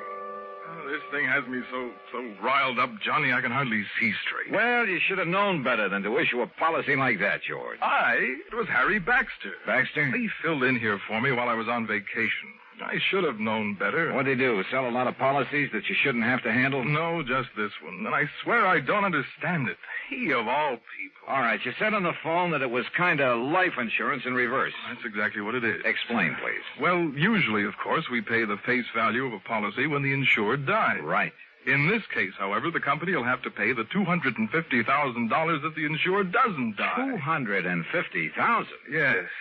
How under the sun can a man be crazy enough to issue a policy like that? John, you know how it is. The company prides itself on the fact we'll insure anything. Not only life and property and health and so on, but the voice of a singer, the feet of a dancer, hands of a pianist, even the dimples on the knees of a chorus girl. Yeah, and singing mice, an old alley cat, a sick whale. Of course, I can't say that Harry wasn't in position to do it, but... Johnny, you've got to help me. First, you better tell me who and why and what it's all about. It's just the trouble. I don't know. Well, in that case... You don't know? I only got back here to the office this morning. I found our copy of the policy lying here on my desk. But if you don't even... Oh, look, I've handled some pretty screwy cases for you, George. Yes, but they've all finally made sense one way or the other. And, Johnny, we have paid you some very nice fees. You can't deny that. George. Tell me, have I ever questioned your expense accounts? But death insurance, it doesn't make sense. Have I? Insuring somebody against living. Have I? I'm sorry, but this time the answer is no. Listen, if you take this on, I'll okay your expense account without even reading it. Death insurance. Expense account unlimited. Johnny? George, there are some things even a conniving, chiseling, unprincipled rascal like myself won't even... Unlimited? Johnny? Okay, George, I'll take it. Act 2 of yours truly, Johnny Dollar, in a moment. And now, Act 2 of yours truly, Johnny Dollar, and the Hope to Die matter. Lloyd's of England insure anything. At least that was their boast. And now it looked as though it had finally backfired on them. Because somebody in the organization, some character named Harry Baxter, had issued not life, but death insurance. If it hadn't been for my friendship for George Reed, well, plus his promise of unlimited expense account, I'd have thrown the whole problem right back into his face, as it was. Thanks, Johnny, from the bottom of my heart. I'll never forget you for this. Believe me, George, I'll never forget you for this. And if you can get us off the hook... All I can do is try, so come on, give me the dope on it. Yes. Now, here. The name of the insured is Miss Mary Ellen Markham. Yeah, I got it. Where does she live? 514 East 52nd Street, New York City. Pretty fancy address. Yes. Okay. Now tell me why this Mary Ellen has insured herself against living. Well, that's the point, Johnny. She hasn't. Well, now, wait a minute. Albert Schwinner has. You mean somebody else took out this policy on her life? Or rather death? Yes. Holy. Well, what is this guy, a professional gunsel who's going to wipe her out and then collect? I suppose he's the beneficiary, too. Yes, he is. Oh, fine. Well, come on, who is it? I don't know. As I told you, the policy was lying here on my desk when I got back this morning. I do know this much about him. It's Dr. Albert Schwinner. Doctor? What kind? Well, those are the things you've got to find out. Who he is, what he is, why he's bought insurance against this woman's living beyond November 10th. The 10th? Well, that's only a few days from now. Oh, George, this gets worse and worse. Oh, if only Harry Baxter hadn't issued that policy. But he has. Oh, boy, you sure picked a dilly to fill in for you while you were away. Picked him? What else could I do? After all, he never did anything like this before. You've known him before? Are you serious? Of course I have. Why, Harry Baxter... All right, now look, time's a wasting and we haven't got much of it. I take it you want me to see if I can find some legal grounds for canceling this policy. Yes, immediately.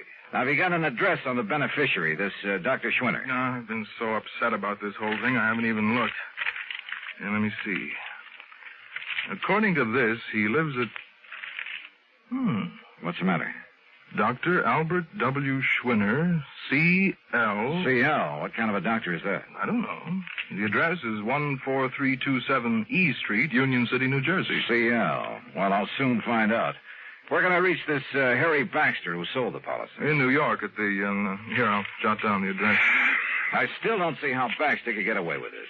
After all, when you consider his position... Here. He offered no explanation at all. Well, I'm afraid I didn't give him much chance. I practically threw him out of here. Oh, can't say that I blame you. And that's another thing. Look, Johnny, perhaps you can reason with... Oh, don't worry, George. He's number one on my calling list. I'll be talking to you.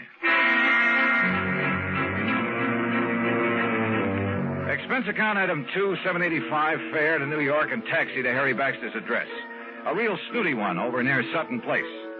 And people don't live in that joint unless they've earned or chiseled a lot of money from somewhere. In the case of Baxter, I suspected a big chisel. My suspicion was considerably heightened when he opened the door. His apartment was luxury from stem to stern. As for Baxter himself... Dollar? Well, of course, old boy. I've heard a great deal about you from my dear friend and colleague, George Reed. Dear friend, huh? Well, you say that as though you doubted it.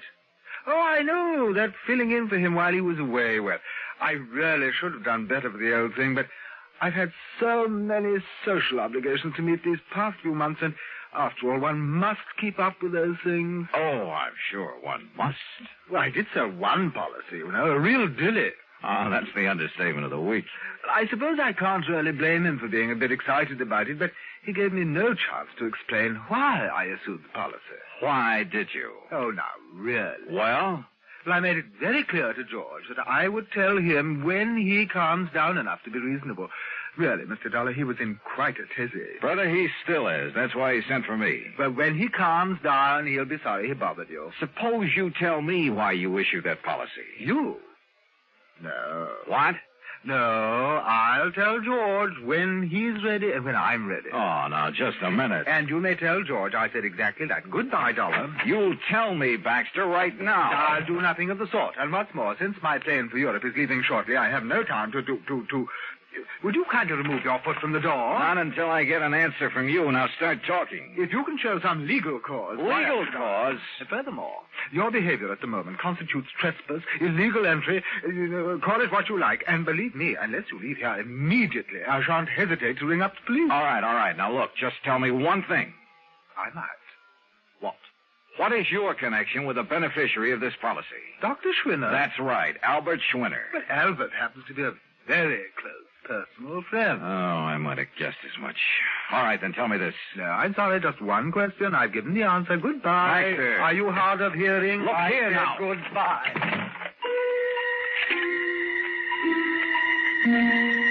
Well, there was no point in trying to batter down the door of Harry Baxter's apartment, so I left. Downstairs in the lobby, I put in a phone call. That's item 3, 55 cents to George Reed's office in Hartford. I'm sorry, Mr. Dollar, but he seems to have stepped out for a few minutes. Oh, well, then please tell him when he gets back that I want a complete rundown on Harry Baxter. Well, that shouldn't be difficult. Right. Having hired him, George shouldn't have much trouble getting that for me. Well, that isn't what I meant, Mr. Dollar. As a matter of fact, I think I can tell you just Now, let George do it. I'll call him back. Item 4, 65 cents taxi to Mary Ellen Markham's apartment on East 52nd Street. A uniformed nurse met me at the door, told me I could stay with Miss Markham only a very short time, then led me into the bedroom. And there, carefully propped up in bed, lay a pale, wan, tired woman who looked to be 65 or 70. The room was full of flowers. You may leave us, Mrs. Haskell. I'll ring when I need you. Yes, Miss Markham. Sit down, Mr. Dollar. Thank you. I'm sorry I won't be able to speak with you very long. But as you can see... Yes, I can, of course. I'll get right to the point. You must know, I'm sure, that someone has just taken out a policy on your... Well, an insurance policy on you. Yes. It was so smart. And so helpful with Harry Baxter. Oh. You see, I am suffering from a rare, incurable disease of the blood. I'm sorry. I don't have long to live. A few days, perhaps. A few weeks at the most. Excuse me. This is such an effort. Well, you're getting the best of care, I trust. Yes. It's the very best. Now, what do you wish to know? You know a Dr. Albert Schwinner, don't you? I've known Albert for many years. We've been great friends. Then why does he take out a policy that indicates he hopes that you'll die? Hopes? I'll die? Yes. What else could it be? Oh, you don't understand. Don't you see? Schwinner has bought insurance against your living beyond November 10th. Yes. Yes. My 50th birthday. You mean to say you're... The reason so. Yes? You mustn't. Oh, I know. I'm tiring you. Yes. But just one more thing. Your doctor, the doctor who's taking care of you. Albert. Albert? This same Dr. Schwinner? Yes. Now you must leave.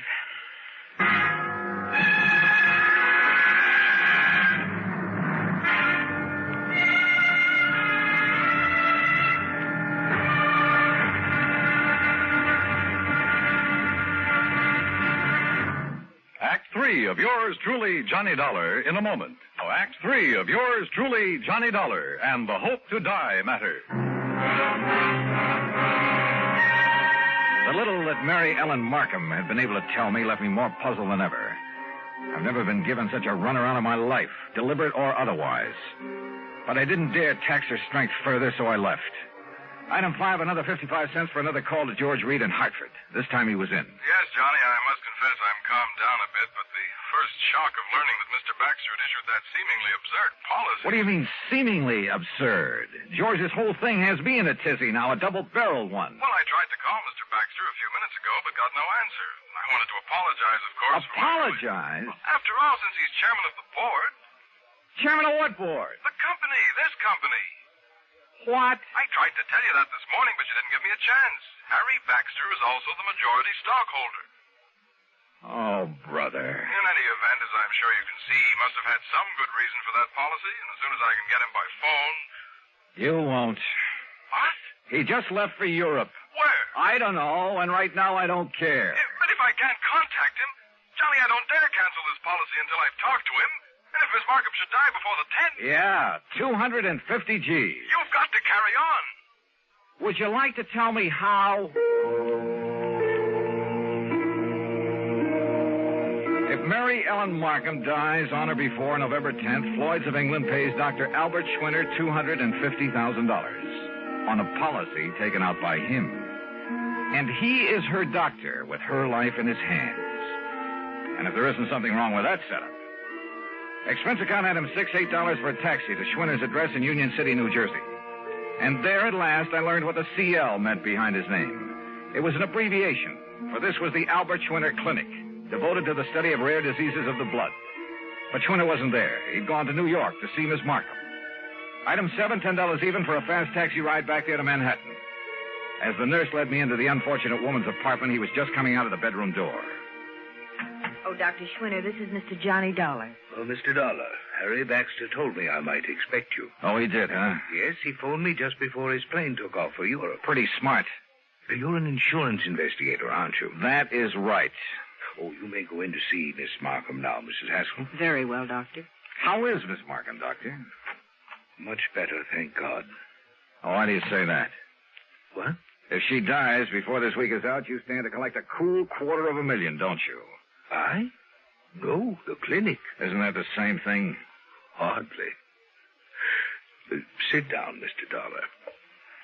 Now, you're concerned about the rather unorthodox insurance policy that Mr. Baxter issued. I certainly am. I think you better let me tell you the reason for it. I think you'd better. At the onset of her illness some 15 years ago, the best doctors in the country gave her 5 years to live at the most. And that's when you came into the picture? Yes. Because of the devotion, the concentration of all our efforts to this one field of medicine, the clinic was able for the first time to give her hope. Her hope was justified. We have given her years of life. But now, wait a minute, Doctor. She told us then that if she could be helped to live until she was 50... And that'll be on the 10th? Yes. That would prove beyond the shadow of a doubt that our methods, our practices were right. That we could prolong and possibly ultimately save not only her own, but thousands, perhaps millions of lives. Therefore, she agreed that if she reached 50, she would make an outright gift of $250,000 to the clinic and its work. Money which is much needed, by the way. But then it began to look as though she might never reach 50. Yes. And she suggested this unusual insurance policy on her death rather than on her life. I see.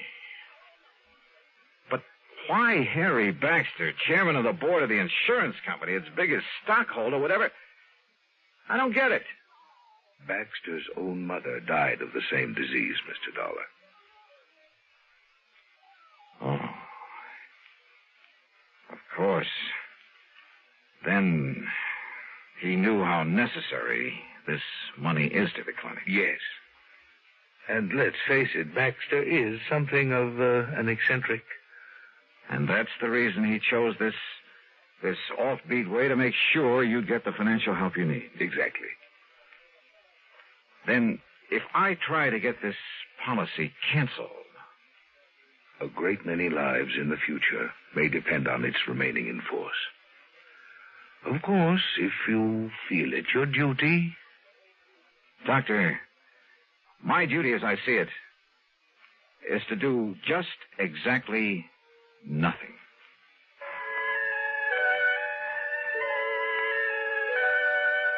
Mary Ellen Markham did live to see 50, but only for a few days. Just long enough to make her gift to the clinic. Harry Baxter and the company? Well, Harry came back from Europe, and he said he found some, quote, mistake, unquote, in the policy that requires the company to pay off on it anyway. Eccentric? We should have more of them like that. Expense account total? Are you kidding? Yours truly, Johnny Dollar.